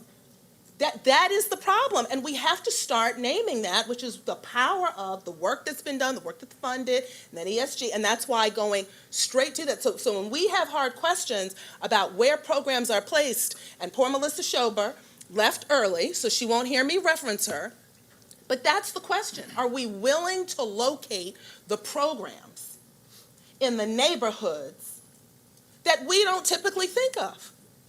That is the question for the board. That's not just my question. That's not just staff's question. It's the question for the board. But that slide should be a poster put up in every high school and every middle school so that we're not kidding ourselves. College and career. This is not 1950, and we need to stop perpetrating that it's 1950. That's why we changed all the ELA curriculum. That's why we changed all the math curriculum. Because we are perpetrating a lie that, little Johnny, if you're not good in math, life will be okay. That's not true. I'm not a big math person. I don't particularly care for math. I didn't choose, yes, I know, Commissioner Bondima, I did not choose a career that was dependent on me taking 6 additional years of mathematics. But I'll tell you one thing, I can go through an Excel sheet, I can look at a $1.3 billion budget, and doggone, I can feed my family. And so we need to stop talking about this huge choice about some people's kids and other people's kids. What that says is that gap has narrowed. Ditch diggers are not making $140K a year. So let's stop perpetuating the doggone lie that is, and stop giving kids certificates that we know are not going to give them wage-earning jobs, and stop perpetrating like you wash dishes and you aren't on your feet all day. That's what that article was today. Sorry, Talia, I know you're here. You know, about that Brown student. His family is working. We have families working 3 and 4 jobs. And so that's okay for somebody else's kid? Because they don't, college ain't for you? What is that? We know it is hard. It is hard to go to open school night when we have people having to take 3 and 4 jobs that pay minimum wage. So why are we perpetrating a lie that the little certificate that's going to get you $10, $12 an hour is what your lifelong goal is? It's wrong, and nobody who can sit in here tonight would accept that for their kids, whether they were in a CTE program or whether they were in a 4-year college program. So if we wouldn't, then nobody else should. That's what that slide says. So does that answer? Quickly comment. Can we just answer, does that answer your question? I know, and I was being real good, wasn't I, Rachel? Commissioner Bondima? I just want to quickly commend you for saying that, because I've been saying it all along. When these students leave the high school, and when they try to get a job, the first thing that comes up is the fact that they can't read or write. That's right. And they can't do arithmetic. And I've been saying it since the day I walked in here on this board. And that's something that we have to pay close, and I said it to Dr. Pfeiffer. I had a conversation about this, and you just hit it on the head. All of these programs are wonderful, they're exciting, and back to what we just said, it's not doing anything to these kids once they walk across that stage and graduate with that certificate. We have to do better at what we do in order to make sure that they leave these jobs. Even this construction, you have to read the papers out in the field. You have to read the whatever you have to, the whatever. You have to read all of that, add it up. You have to determine how much money you're spending, all sorts of things. And I'm getting excited about the fact that Dr. Santalisa is saying all this. And I want to say something really quick. I'm going to say it quick. I raised 3 lawyers, and I raised them working 10 jobs. Okay, 10 jobs. And the one thing that I taught them was that you had to work like that flipping burgers in order to move on to the next step. I have lawyers, doctors, all that, and poor people. So don't think I'm trying to be elitist. I'm just saying exactly what you just said. Those programs, you really have to add more to it in order to get these children and the families out there. And another thing I want to mention, some of these high school kids are raising families. They are the family, and they are the sole support of the family. So we have to look at all of that, the whole package deal. Just had to add that. I got a little bit excited about it. Sorry about that. So you should note that we love your chart. So this is Amanda's chart behind me. That's going to be the new screensaver shot for like city schools employees. So Having said that, could you continue so we can get to the? I most certainly will. I want to acknowledge my colleague Amanda Fiorito behind me, who designed the chart and who can tell you everything that went into it. It's complex. There's a lot there. There may be, there's some, the need for a tutorial for some people because it is complicated. I'm not calling anybody out, but for now, we'll accept For that at now, least Dr. we look at- Santelises loves the chart, and that's Correct. good enough for now. X's and O's. That's as far as we need to go right now. I do want to double back on your comments, Dr. S., that one statistic that is incredibly relevant here, the recovery that happened after our Great Recession of 2008, 99% of the jobs that were created in that recovery went to someone with some level of post-secondary education and training. Low-level jobs don't exist. Automation has changed that. Technology has changed that. So your points about a blurred line between college and career readiness could not be more accurate. Advanced manufacturing, you have to know trigonometry exceptionally well in order to do the advanced manufacturing. You want to get into IT, you better get down with calculus, because that's going to be your big equity blocker. That's what's going to keep a lot of kids out from an incredibly profitable line of work. The low-level jobs are not there anymore. So when we talk about all of these X's and O's up here, we're aiming for big circles in more places across the jurisdiction.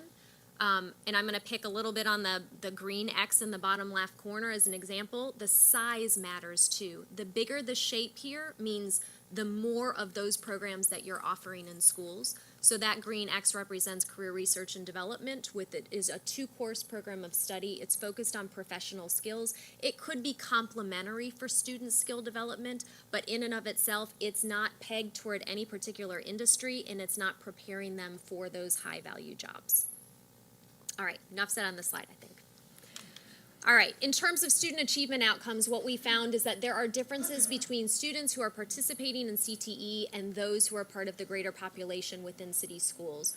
So within proficiency in English Language Arts 11, across the district, about 20% are proficient. Those in CTE taking the same assessment there, 10%. Similarly, in Algebra 2, you've got 5% proficiency district-wide, 2.5% among CTE students. College matriculation is very similar, however. When you look district-wide, about 44% of your graduates are enrolling in college within 12 months, compared to 42% of your CTE students. So there is a message that's getting across about the importance of college that's resonating student body-wide. And under CTE students, about half of them in any given year are earning an industry-recognized credential. So there are really strong footprints in place and opportunity to get to the next iteration here. So it brings us to our recommendations. We expand more fully on these in the report. I know this has been a long evening for you, so I'm not going to go through everything, but high-level picture in terms of what we would recommend for the district going forward. Number one, the alignment between the programs of study and the high-value opportunities in the labor market going forward. Need to get clearer about what those opportunities are at an occupation level, so we know what it is at an industry sector level. Yes, it's great to say healthcare is important. What within healthcare? What within information technology? When you look at those big clusters, get down to the occupation level and then look at your programs of study against those and make sure that there is alignment between the two. That's going to be a really important undertaking. In terms of quality, there are the components that we talked about. High quality pathways offer early post-secondary opportunities. They offer industry-aligned work-based learning experiences. They offer a chance to earn a high-value industry-recognized credential. So ensuring that each of your programs of study either offer those early post-secondary opportunities through dual enrollment or dual credits, and or an opportunity to earn a high-value industry-recognized credential. That's going to mean rolling up sleeves in a lot of ways. Number one, partnerships with post-secondary are going to be essential. Having a really strong post-secondary partner with whom you can work on those articulation agreements and figure out how to bring dual enrollment to more CTE students. And if dual enrollment is not possible because of transportation to get to a higher ed campus, what about dual credit? What about bringing those experiences to students on the high school campus? In terms of the industry-recognized credential, this is a really complicated field, and I would say everyone is struggling with this. There are over 4,000 vendors of industry recognized credentials. Figuring out which of those industry credentials is high value and which is not is tricky. It's something we're working on within the Talent Ready initiative in the Capital Region, so there are some support strategies we can put in place there. But making sure, to Dr. S's point, that your programs of study culminate in a credential that a student can cash in for a good job is going to be really important. And along these lines, as you figure out where you have unaligned programs of study, thinking about retiring those, where you have credentials that don't lead to value, that those get retired as well. It's as much about what you're going to value in terms of priority and scale, as much as it is downsizing or scaling out those that are not leading to those places of value. In terms of skill, the employer community is anxious to partner. They recognize that there are barriers to partnership. They want to remove those barriers. They are willing to roll up their sleeves. We heard it from a number of different employers in terms of training and preparing students, bringing them into internship experiences. They are looking for a single point of contact. You have a local advisory committee as well, which gives another opportunity for employer voice to come in and help you shape your programs. It's really tricky to take a generic occupation and say, okay, what does this mean in terms of the skills, the competencies, the credentials that students need to develop within our programs of study in order to get to those jobs.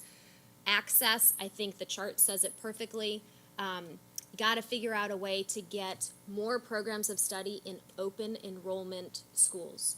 Too many of the high value programs are locked behind admission requirements to which few students have access. So that's got to be a key point. The second key point is the advisement. We heard from students over and over again that they don't know necessarily how they land in programs of study. They are oftentimes assigned to those. And they want to know more about what the opportunities are in the labor market. They know the things they're familiar with, like we all do. You know, you grow up, you know what a teacher is, you know what a doctor is, you know what a construction worker is.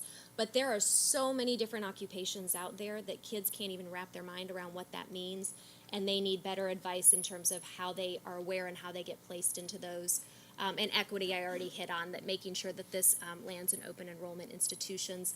Underlying across the bottom is sort of a boring recommendation, but one that's really essential to growing and tracking progress, which is data systems. Need to have more sophisticated data systems to be able to measure your progress along each of these recommendation areas. So I will, Madam Chair, I will stop talking and ask if there are questions that I can answer.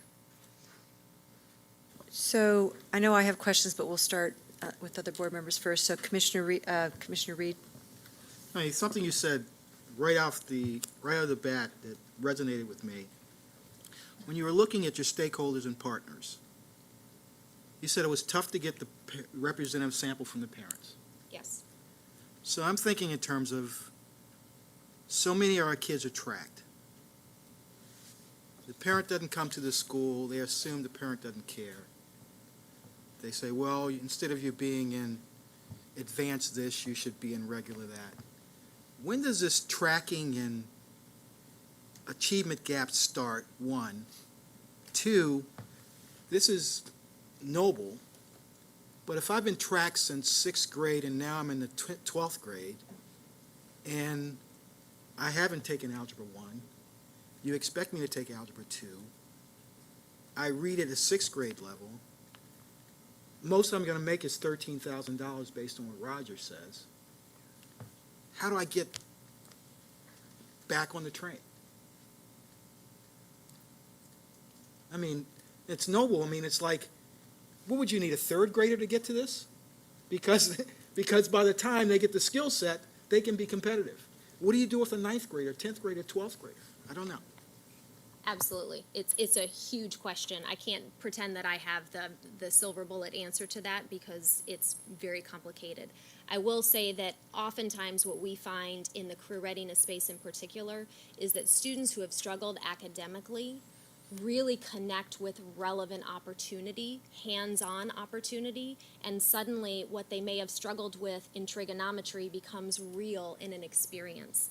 And that can be a proficiency strategy in and of itself. It doesn't address the bigger question that you're getting to when we have 3rd grade very challenged literacy rates and you're looking at the data over time. Those are bigger challenges, of course. But as you think about your high school redesign strategy, as you think about the relevancy of opportunity that kids need to understand and apply their learning, that is very commonly a trigger to help kids grow their own proficiency. At the same time, we'll stress in the report, you'll notice that all of those strategies you're putting in place, speed up, catch up strategies, have to go to CTE students as well as they do to those that are working straight through a core academic pathway.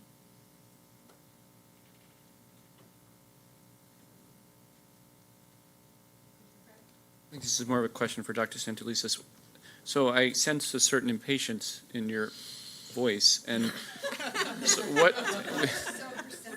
we have this report. I don't really know what led to the request that we have the report, and what are we going to do about it? What do we do with the report? Over what period of time? Do we have the resources? Do we accept the recommendations? What do we do now? What I will say is that's part of why I'm not sure why Dr. Pfeiffer keeps coming back to work, because a lot of that really sits with her. We were waiting, she and her team, they could have just done this on the side, and they didn't. And it's because now that we have the recommendations, we actually can chart a plan. Folks had been asking, what's the CTE plan? Or what are we doing with, career? And Dr. Pfeiffer held firm. There were a lot of interests that wanted us to jump into doing things immediately. She held firm.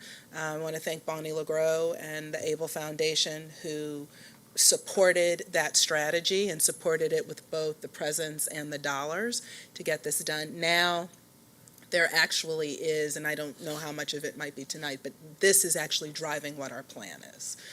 This is driving how we do our high school redesign. So Chief Davis, Dr. Pfeiffer, others are part of that redesign, that the piece that we're, going to actually have to take to the community. And what we'll do is we'll build a plan based on the recommendations, some of which is there. I did, and I think some of the groundwork is being laid. And again, I know it's non-sexy work, but some of the groundwork is being laid in just the changing of the curriculum we had for ELA and math. Like that, if you go back to third grade, there's a reason why we have such a large percentage of kids that still aren't reading and still aren't proficient in math. But with regards to the redesign, we're also, which I think rightly so, asking questions about what needs to change about middle school, right? How do we kind of intervene in giving kids knowledge of what some of those options are much earlier? But that's a long-winded way of saying that's why we wanted the study. That's why,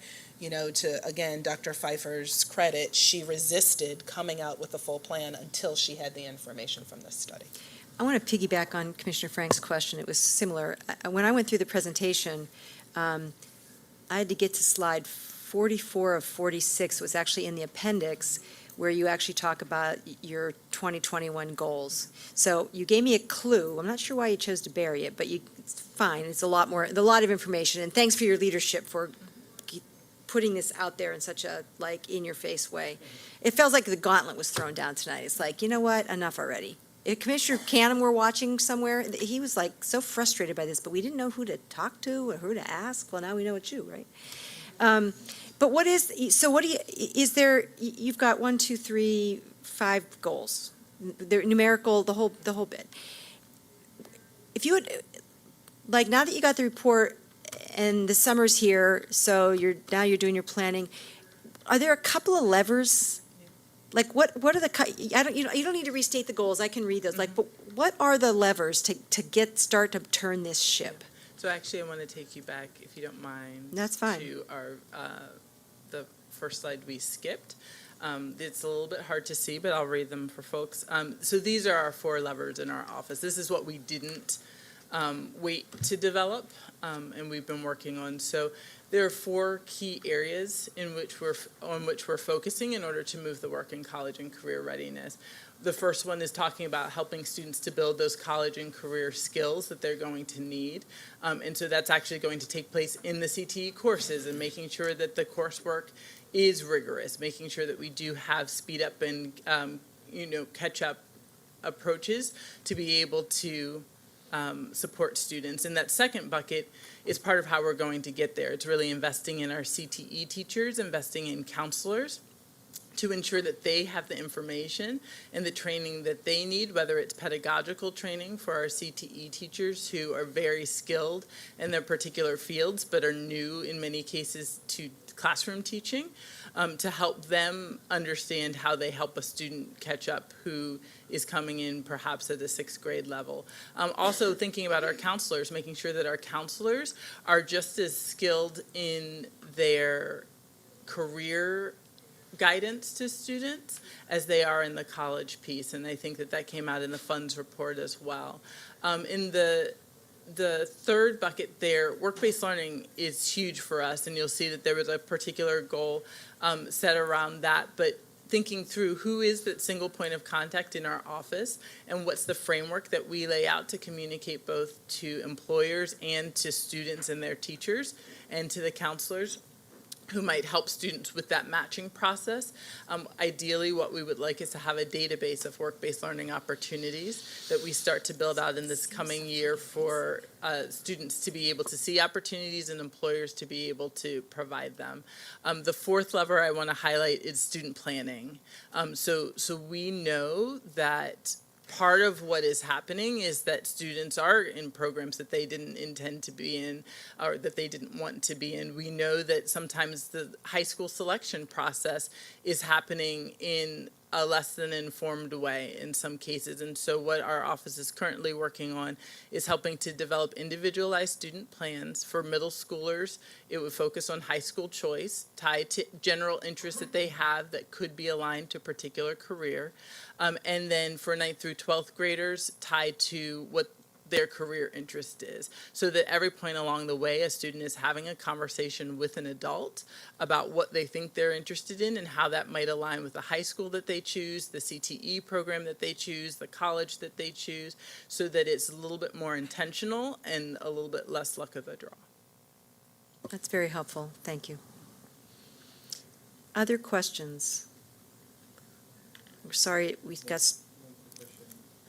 Looking at the chart, I don't have it in front of me, but what would you recommend? And I respectfully disagree with the notion that all hospitality jobs are basically entry-level jobs that are $9,000. There are career tracks within the hospitality industry. It happens to be our second largest industry, so there are jobs available. But assuming you're correct, would you phase that out because of where it fit within the 4 boxes of high enrollment, because there's an interest in it, but not aligned? Would you phase out those unaligned industries for students? This is where your analysis to get to the occupation level is going to be really important. As you pointed out, hospitality is a really big bucket. So when you begin to look down at the occupation level within hospitality, what does job opportunity look like? A lot of it is, working at the front desk that doesn't pay very well. There are a number of different examples that you can put into that hospitality bucket, but to your point, if you can find those that are in demand, high skill, high wage, that meet those thresholds that you want to set, very often those are going to require a bachelor's degree to be successful. But if you can do a clear job at isolating down to the occupation level, then you have a map for your programs of study. Which do you really need to phase out? Which can you prioritize and scale? Which can you transform? Another program we would point to is cosmetology, for example. Always a popular program, doesn't pay very well, but lots of interest in it. So it's about how many of those programs do you want to offer, and can you add something more to it, for example? So entrepreneurialism. What does it take to run a business? What does it take to hire people, to manage the finances, to have the HR functions? Teach that bigger skill set in the context of something that students love to do, like cosmetology, and then you're opening new doors for them. It's a little bit more nuanced. We're presenting it pretty straightforwardly today, but there are a number of different options. We're continuing to work with Baltimore City Schools in our Talent Ready work around IT, and I think that a number of those practices can then be replicated more broadly. Thanks. Got your work cut out for you, but it's nice to see us come clean with this and really own it. This is a big deal in city schools and in Baltimore. I mean, if we can't crack this nut in Baltimore, where are we? So congratulations on a good start, but good luck. Thank you. And thanks, did Abel help fund this? Yes, I was going to say thanks again. Yeah. Bonnie's here representing, but Abel made this possible for Yeah, us. thanks, And we Bonnie. appreciate that. Thank you. Terrific. So we will now come back to some other items that were pulled on the consent agenda. Dr. Durant is here, and so we will. I'm not there in the agenda yet. We're doing the consent items that we pulled. We only did this out of order because somebody had to leave. It's okay. Item 8.10, the policy, equity policy. Yeah, I think we just wanted to have this as a presentation and not just vote on it.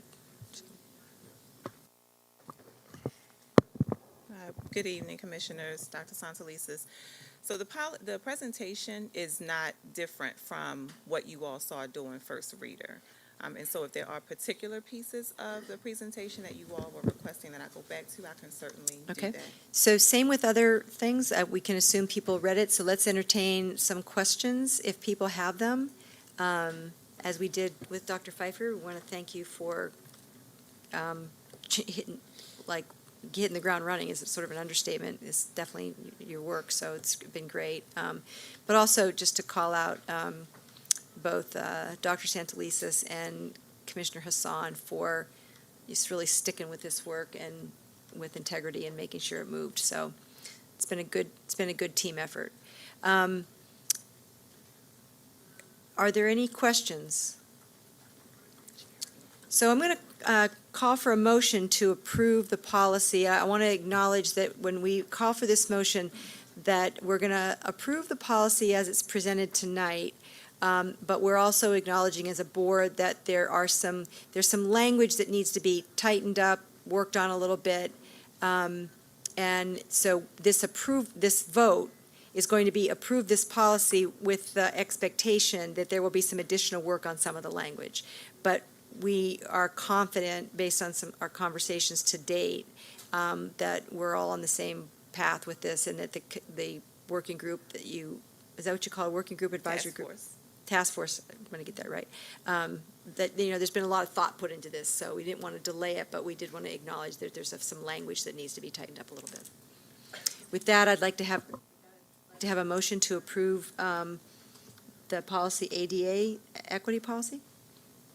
If I could stand up on my chair and sing and dance while I make this motion to approve, I would do that. You could actually. You know how I say? Careful, because I might. You know how I say? I'd like to entertain a motion. There we go. I'd like to entertain a motion. That was your big opening. I did do that upstairs when Cheryl asked me to be entertaining. Okay.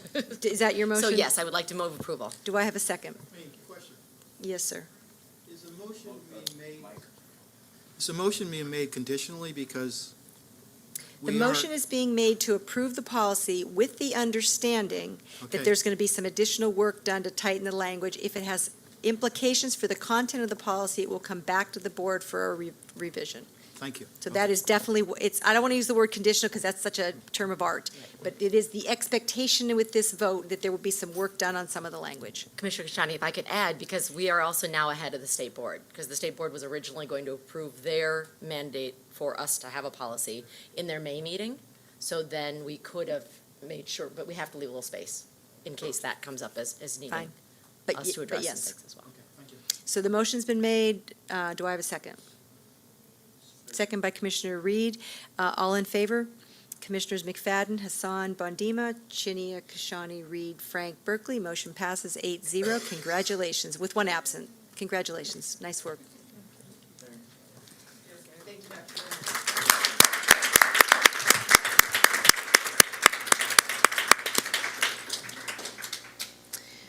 Okay, where are we? Let's see. We pulled item 8, bless you, bless you. Item, there you go. Sorry. You good? I think so. Yes. Item 14.02, BKL and Associates. I forget who pulled this.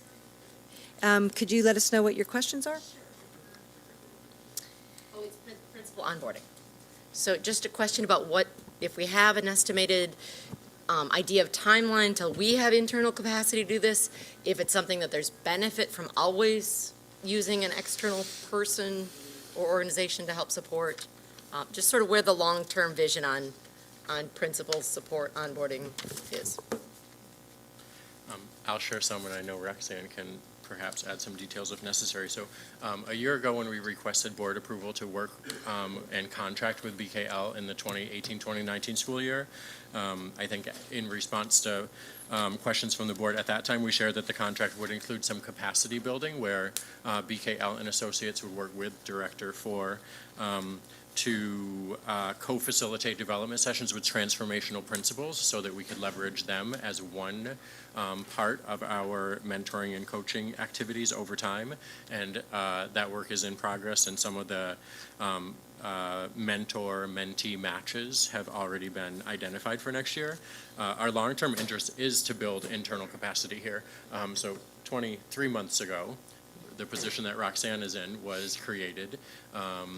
15 months ago, we hired Ashley, the Executive Director of Child But and who's counting, Organizational Jeremy? Development. You really have these dates down for when you're, I team's being built. remember them well. Although Roxanne was here a month before me, so I wasn't here to remember that for real.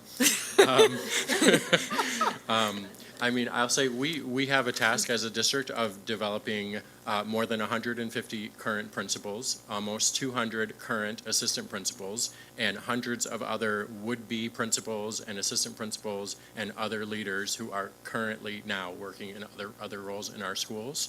And when you look across the country at pipeline work that's being done, it takes very big investments, and in most districts, those investments are partly internal in positions like we've created with board support, and partly external. And I would say where we are right now is that we want to build up our internal capacity even more, and as we do that, we know we still need to rely some on external support at the same time.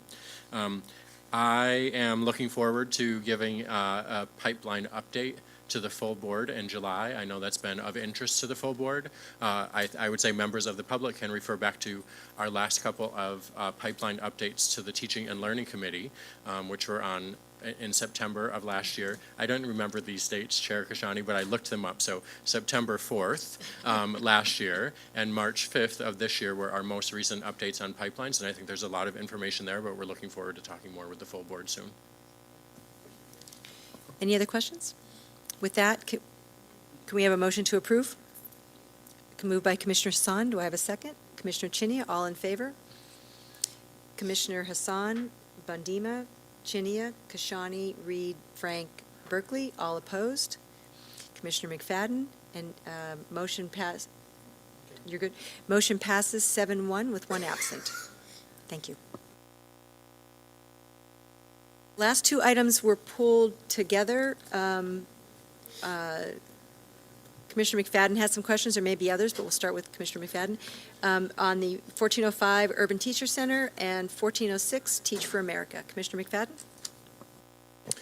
In looking through the procurement, the actual request, I'm looking at the Urban Teachers program. I just want to know so is the program for actual teachers, or are they learning the process of teaching that first year, then the second year they come in, are they in the classroom? And so we retain them that second year. Okay, that's helpful. And that's a 4-year commitment. So they start in that process that first year as they are shadowing and supporting schools. Next year they're released into the classroom. Am I on the right track? That's correct. And So then you 3 saw and me nodding the 4, first time, thank you. And then yes. 3 and 4, they're also on their own. And are they still receiving support during those years also, the 3rd and the 4th year? Yes. Okay, that's helpful. I like that 4-year commitment that they're required to do and the support that is going along with them. When I look at the Teach for America contract, well, this item, it looks like their commitment is only for 2 years. And so are we retaining Are we retaining them? That's one point. Secondly, what is the impact on student achievement for both of these programs? Because in the procurement requests, we see the retention, we see the demographic data on who's entering the program and who we're retaining, but there's nothing in these documents that speak to the impact that either of these programs have on student achievement. So I'm curious to learn a little bit more about that tonight before I vote on it. Okay. I was prepared to talk all about the similarities, given with the question you flagged earlier. I have I guess some time, a little bit more time. I'll start with the end. So you're right that we haven't included explicit information here about student achievement, but we've included evaluation data. So you can see for both Urban Teachers and Teach for America,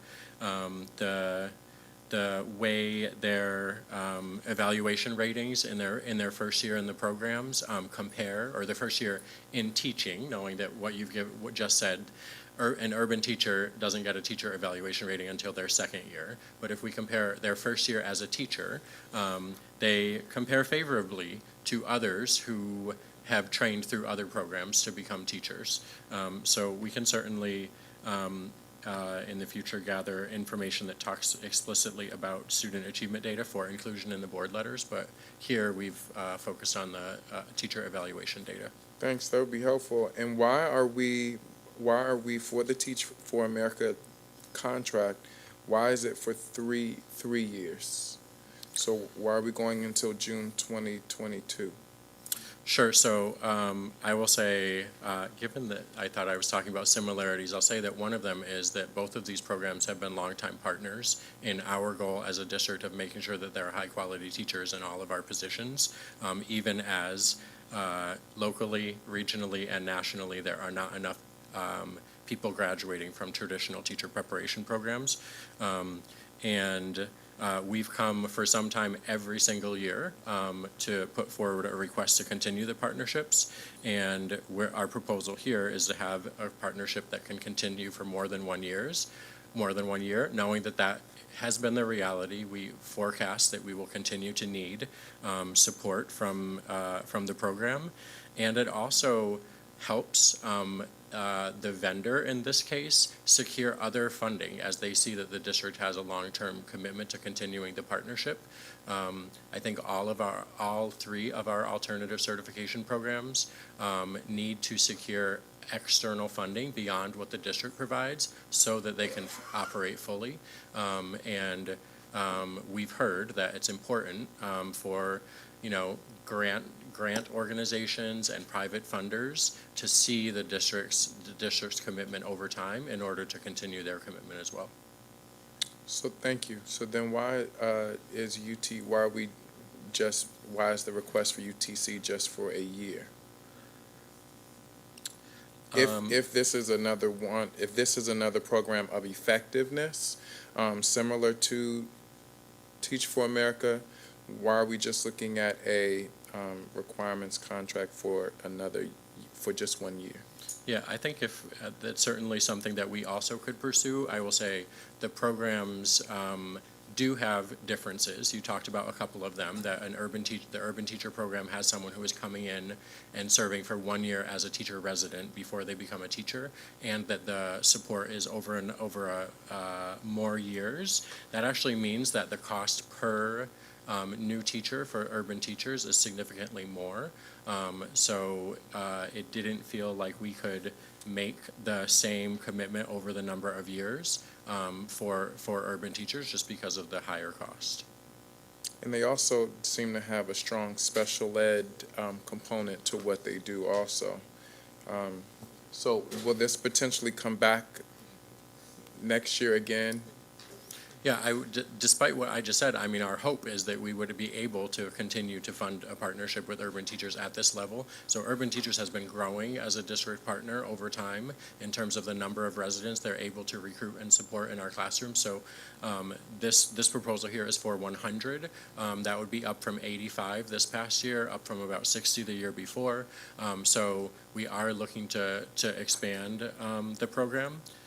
and we'd anticipate that we would be back next year. I know I'm putting you on the spot, Chief, but do we know approximately how many teachers from the Teach for America cohorts we retain after those 2 years, after their 2-year commitment?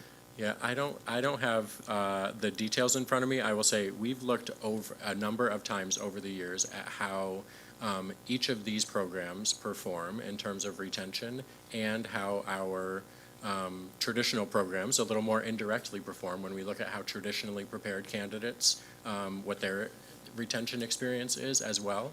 And there are not vast differences among any of these programs over the long term.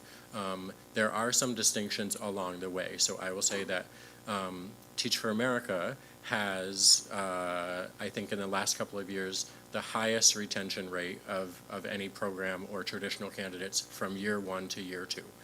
It's probably tied to the model of their program. Their expectation is that almost everyone will be back for year 2. Urban Teachers has shown that a higher retention rate when we look at year 3 and year 4 in the classroom compared to Teach for America. So I would say there are points in a teacher's career where each program performs better or worse than others. And it's something that all the programs and we are working on all the time. And I would just say we don't have to come here and talk about traditional programs because it's a different source and people have gone through training programs. But we're working to figure out how to retain those teachers for the long haul too, even though we're not giving comparisons in here. I appreciate that, and as we consider awarding these procurement items and having these organizations as partners within our district, it would be really nice to also have their support in articulating careers as teachers in high schools and earlier on, partnering with the CTE programming perhaps that we do, so that we can build a stronger pipeline. It's just an idea. It would be really nice to have the support of those organizations in doing that. So thanks. Commissioner Hassan? So I see these programs as being a little bit necessary because we do have a recruiting challenge. They do bring in some amazing diversity of thought, experiences, geography. The leadership and teacher candidates in all of them have been amazing people to work with. My challenge is, and it's a challenge I've been asking for now 5 years, is where is the commensurate investment in, we talk about a paraprofessional to teacher pipeline, we talk about a parent to paraprofessional to teacher pipeline. Are we talking with either of these organizations about helping support that internally or locally? And if not, we can think about parent to para to teacher pipeline and para to teacher pipelines, but until we start investing in them, they're not going to become real. So just looking again at what about our internal capacity, what our long-term vision is, and with the huge caveat that this is nothing negative at all about either of these two programs, it is just about the sustainability and internal health citywide for us. Yeah, partly I would say that I think each of these programs actually makes attempts to recruit people like paraeducators into their programs. Now, some paraeducators may not want that path to becoming a teacher. You heard from Tracy Folks from BTU earlier, and I think you heard from her in a prior meeting talk about our work, including in the Black Teacher Recruitment and Retention Working Group, to think about how we can make sure we can restore a para-to-teacher program that is effective. I think a reason why this is important, even as we're working on that, is these are programs that provide people right away to go into teaching positions or to go into resident teacher positions right away where they're adding capacity immediately. Our former para-to-teacher program, the way it was structured, invested in people, which we should, but invested in people when they were far, far away from the point of actually being ready to step into a classroom from a certification and preparation perspective. So I would just say, like, from my perspective, that's a little of the balance too, is we can work on some long-term things, and our schools need teachers in September this year. Yeah, and you haven't been the voice delivering that message, but that's basically been the same message for 5 years.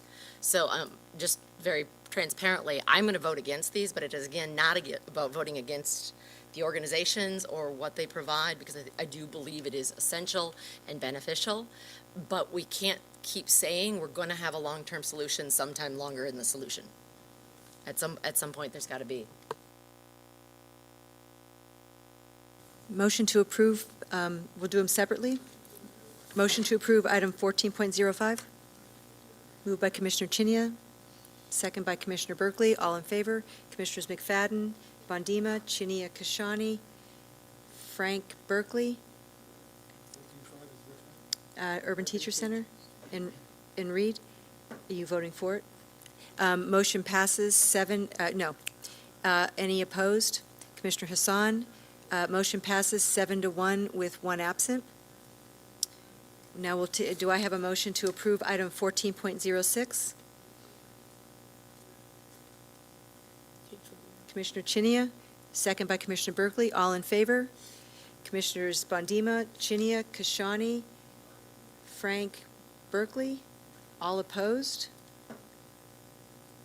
Commissioners McFadden and Hassan, abstention?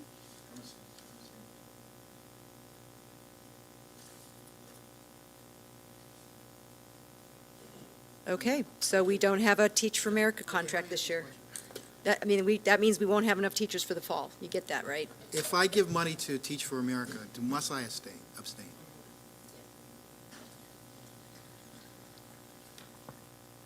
I don't know that I consider, is that a conflict of interest if he makes personal contribution to Teach for America?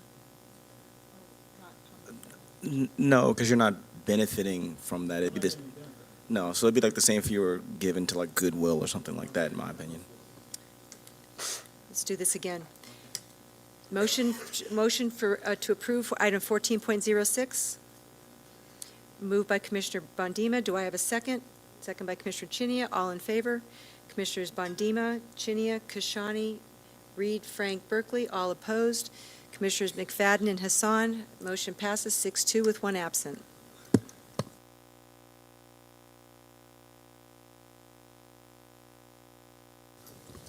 Final item for the evening is an update on special education. I'm going to turn that over to you. I'm going to go to the bathroom.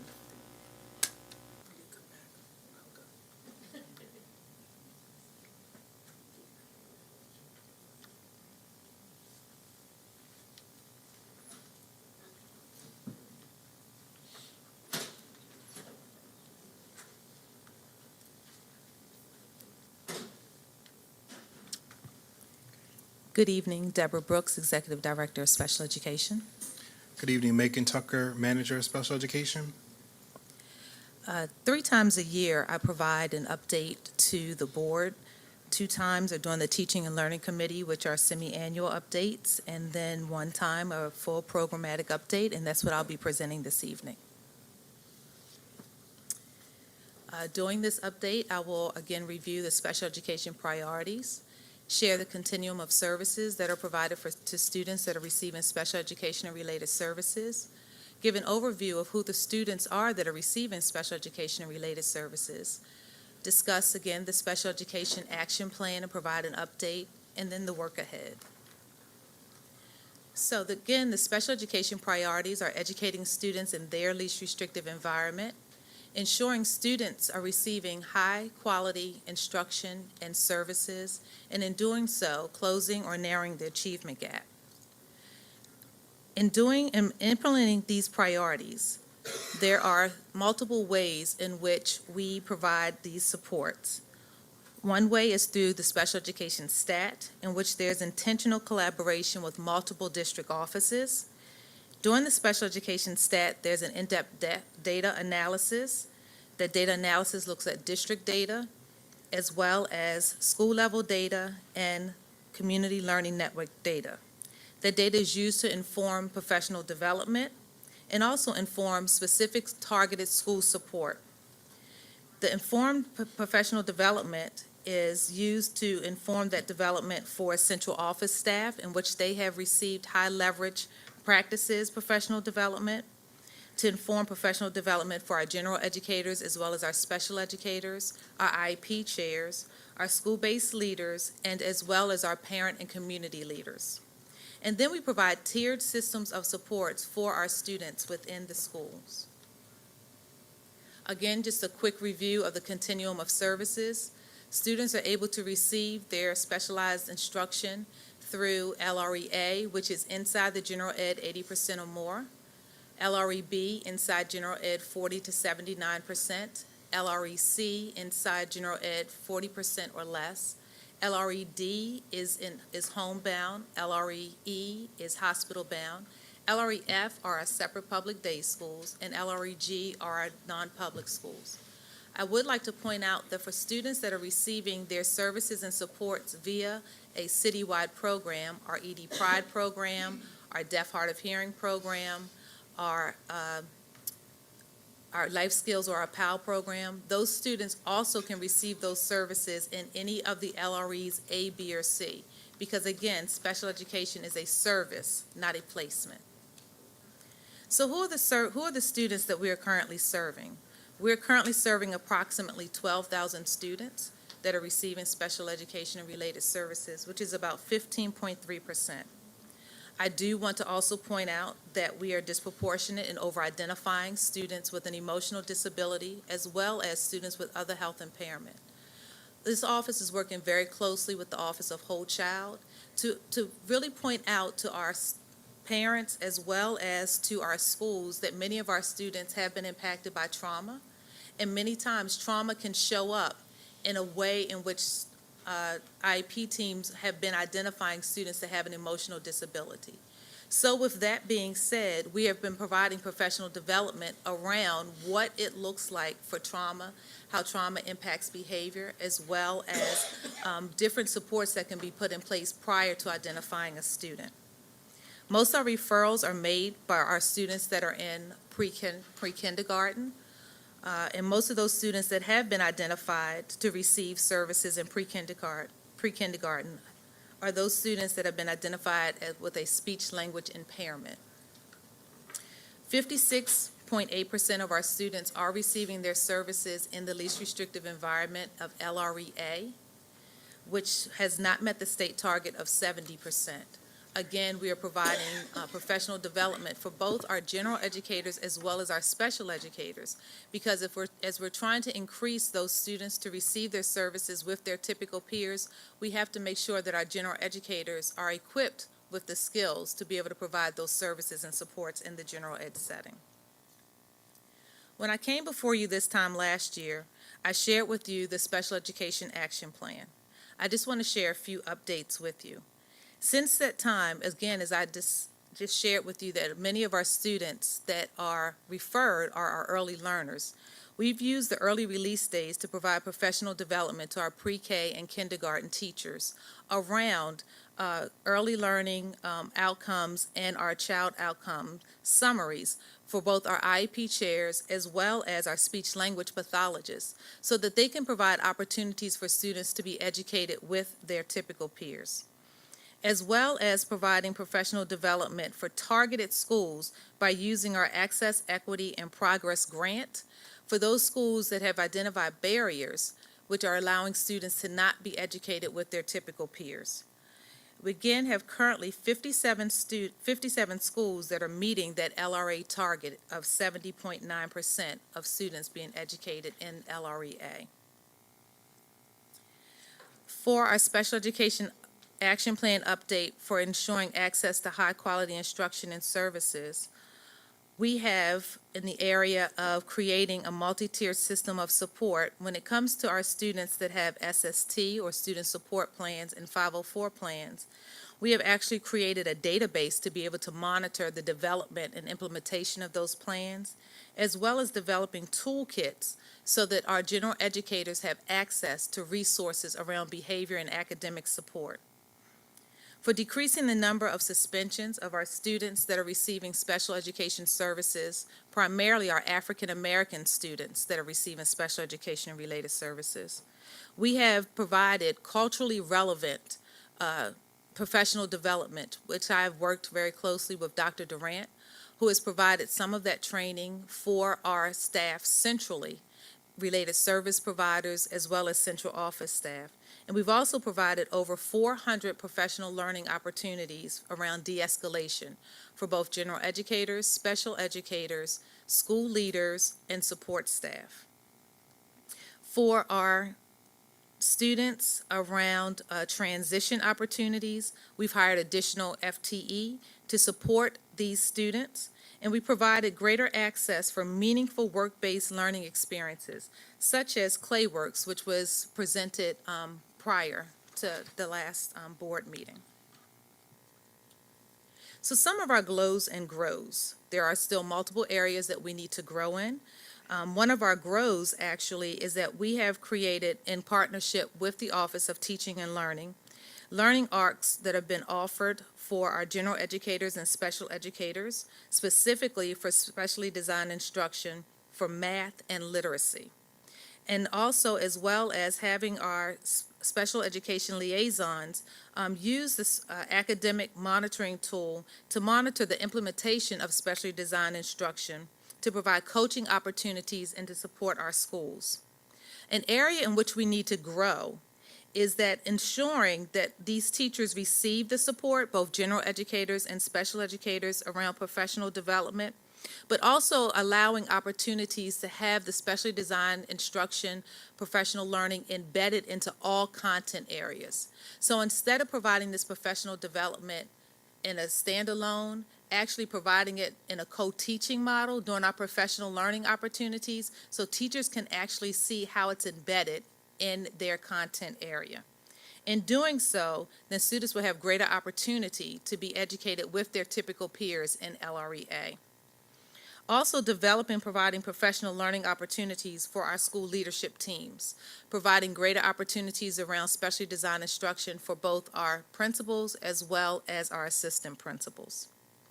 For secondary transition, a GLOW is we held our annual spring transition fair in which 200 students participated, 26 parents, and over 40 vendors, community resource providers, employers, as well as students were able to actually register to vote. Some students were able to walk away with employment opportunities, as well as another GLOW was that we have continued to collaborate with our college and career ready partners, our schools office, and our family and community engagement partners to provide greater post-secondary activities for our students, as well as provide parent roundtable discussions on transition planning for all of our students. An area in which we need to continue to grow is to provide greater access to the choice process. All students need to be able to participate fully in the high school and middle school choice process. We also need to continue to provide targeted support to our middle grade staff around transition services for our students that are in the middle grades. Students beginning at age 14 must have transition plans, and so many of our students at the age 14 are in middle grades. So we're going to have a targeted focus to be able to support those students and those staff in the middle grades as well. And to provide meaningful opportunities for our students to engage in internships and, again, meaningful work-based learning opportunities, and working very closely with our leaders in schools around scheduling so that students can have those meaningful opportunities. So I provided a number of areas in which we need to continue to grow, and we are working very diligently in those areas to continue to grow. But I did want to point out that because of our collaboration with the state and support from the state, the Office of Special Education in Baltimore City Public Schools has been recognized that we are moving in the right direction, and we have moved from the area of focused to targeted in the differentiated framework. And what that means is that we move from being having a comprehensive audit every year to moving to having a comprehensive audit every other year. So they have recognized. I understand how great that is. Yeah, it is great. It also falls in the category you got to celebrate those wins along the way. So I do want to say, though, there are still a number of areas that we need to improve in. I do want to say that. But I also want to thank the parents, I also want to thank the school staff, the team here at Central Office, and all of the offices, as I said, that we collaborate with, the school's office, College and Career Ready, Teaching and Learning, Whole Child, the Office of Achievement and Accountability, because without the team effort and working collaboratively, we could not have moved this work forward, and also the support of MSDE. And so the collaborative work, we have been able to come out of 2 corrective action plans, but also because of the systems and structures that we've begun to put in place to be able to not only move the work forward, but to be able to sustain this work, to continue this trajectory of moving forward. So the work ahead. So continue the Special Education Action Plan 2.0 to revise and refine how we're providing professional development to our IEP chairs. And so we have monthly IEP chair training, but we know that it's an IEP team. So in doing so, also doing those IEP chair trainings to include a general educator, a special educator, and the related service providers during those IEP chair trainings so that they can also hear about specially designed instruction. So they can be a part of that training so that we know this is going back to the school so that they can then educate the full team. For our Special Education Institute, we began this last year by having 4 members of the school participate in the Special Education Institute: the school-based administrator, general educator, special educator, and IEP chair. Differentiating our IEP chair training so that the new IEP chairs get that training that they actually need, as well as still working with our seasoned IEP chairs. And then working very closely with parent and partnering with talent and organizational development with our new Teacher Institute, and developing a learning arc throughout the year for our new teachers, aligning specially designed instruction, but specifically for our special educators around all of the compliance pieces that comes with being a special educator and the amount of work and time, and then providing that ongoing support for those teachers. And then most importantly, providing the continued ongoing de-escalation training for all support staff, for teachers, for our support staff, for our cafeteria workers, for our secretaries, because we do know that it's not just de-escalation training when we're working with students, but also when we're working with community members. How do you greet someone when they come into the building? How do you greet someone when you're on the phone with them? But just having de-escalation training for all staff. And if there's any questions. Comments, questions? Commissioner Frank and then McFadden. Just 2 quick questions, and I apologize, I'm not going to use the right terminology. You said that in some case you didn't say overdiagnosing, but what was the term you used? Over-identifying. Over-identifying. Yes. Special ed students, and I'm curious if we have a sense of how, by what degree, how much, by what percentage, and would that ultimately, if that's the case and we're able to remedy that, would that reduce the number of special education students? And my second question was the MSDE target of 70%. In your opinion, how does that apply across a state that doesn't maybe recognize the differences among jurisdictions that might have different needs here versus, say, another wealthier county in terms of setting that consistent number across the state, that target of 70%? So the target, I'll start with that first question, The target of 70.9% of students receiving their services in the general ed setting, actually, IDEA says that students with disabilities should be educated with their typical peers to the greatest extent possible. So the target actually raises each year. And so what needs to happen is we need to really look at because again, special education is not a placement. It's a service. So as we're developing IEPs and as we're working with teams, we need to say, okay, so where can Deborah receive her services? Can she receive her services in the general ed setting with her typical peers? And so many of my staff have heard me say multiple times, the schoolhouse is the only place that we legally segregate. There is no self-contained McDonald's. There is no self-contained synagogue, mosque, or church.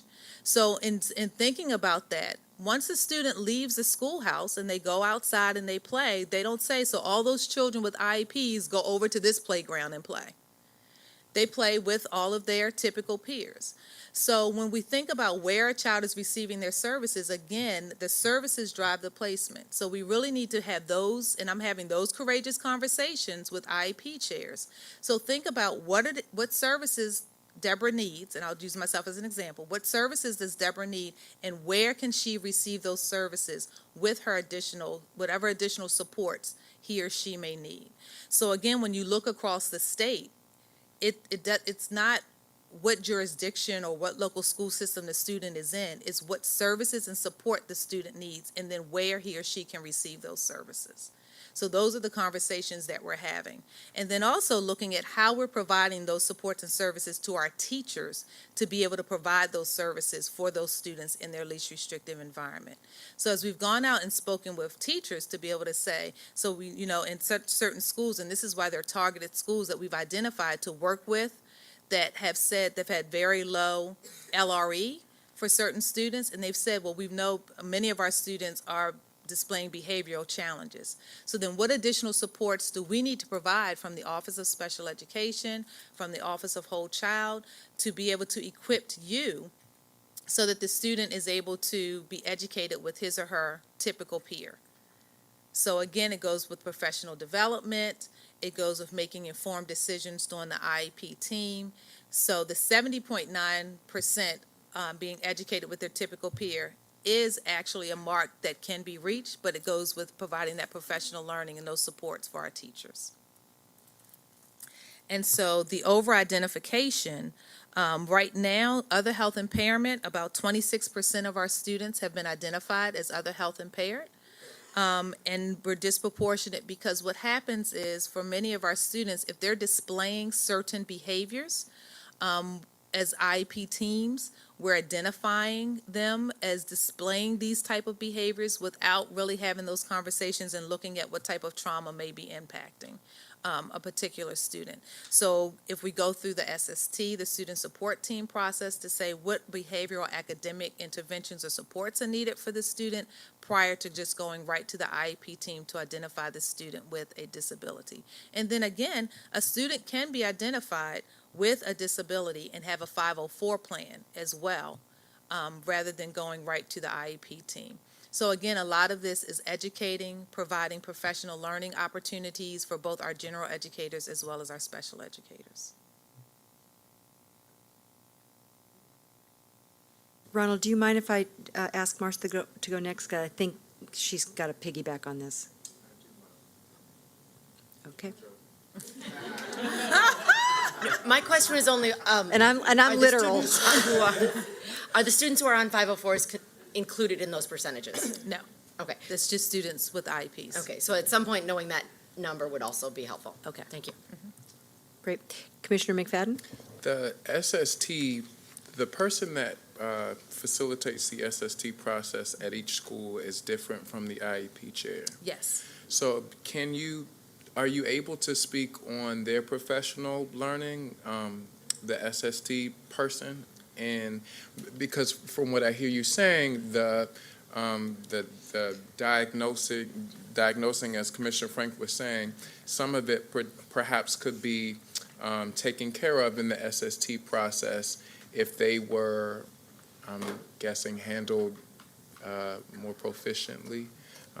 Can you speak to that? That's my first question. The second one, I know I asked a few meetings ago, about your office's role in hiring the IEP chairs. I'm curious to know if there are any updates with that, because I'm sure that your office would be able to heavily support that process in ensuring that our most competent professionals are in that role, making sure that the IEP process is handled properly in each school. So if you don't mind talking about those 2 points. Okay. So with SST, we are working jointly with our 504 professional development is working jointly with the SST chair. And many times the 504 chair is also the SST chair. And so those professional developments have been joint. They're quarterly professional developments that are provided from our 504 coordinator that works closely with the SST, and again, SST is Student Support Team, chair, to have those conversations about previous interventions, both behavioral and academic, to ensure that those are happening with fidelity prior to a student being moving forward or being referred to receive special education services via an IEP. So we are continuing to work with our teaching and learning partners in that area. We know that's an area that we need to continue to work on so that we're not over-identifying students. As far as the IEP chairs, I'm working very closely with the Office of Human Capital as well as the school's office in providing additional support around the development of the job description for our IEP chairs, as well as working with our principals as they are identifying people in those roles. And people in our office are actually working with principals as they are interviewing staff so that we are making sure we have the right people sitting in the seat facilitating our IEP meetings as IEP chairs. So that is something that we are in the process of working on now. Thank you, Dr. Brooks, and for all of your work and your team's work and all of what you're doing for not just city schools, but for our city. I just want to say thanks. Commissioner Hassan? Thank you. So the second part of the question that I had, so thank you for letting me jump on that one. Do we have an idea on exit rates of students? You mentioned the over-identification in emotional concerns and OHI. What are the breakdowns in the other the other 11 category, 10 category, 12 cat? There's 13 total, so 2 gone. 11. And then to my math question, in your next update, obviously not now, and I'd be happy to come to teaching and learning and here, but what are you looking at as far as your vision for transformational special education?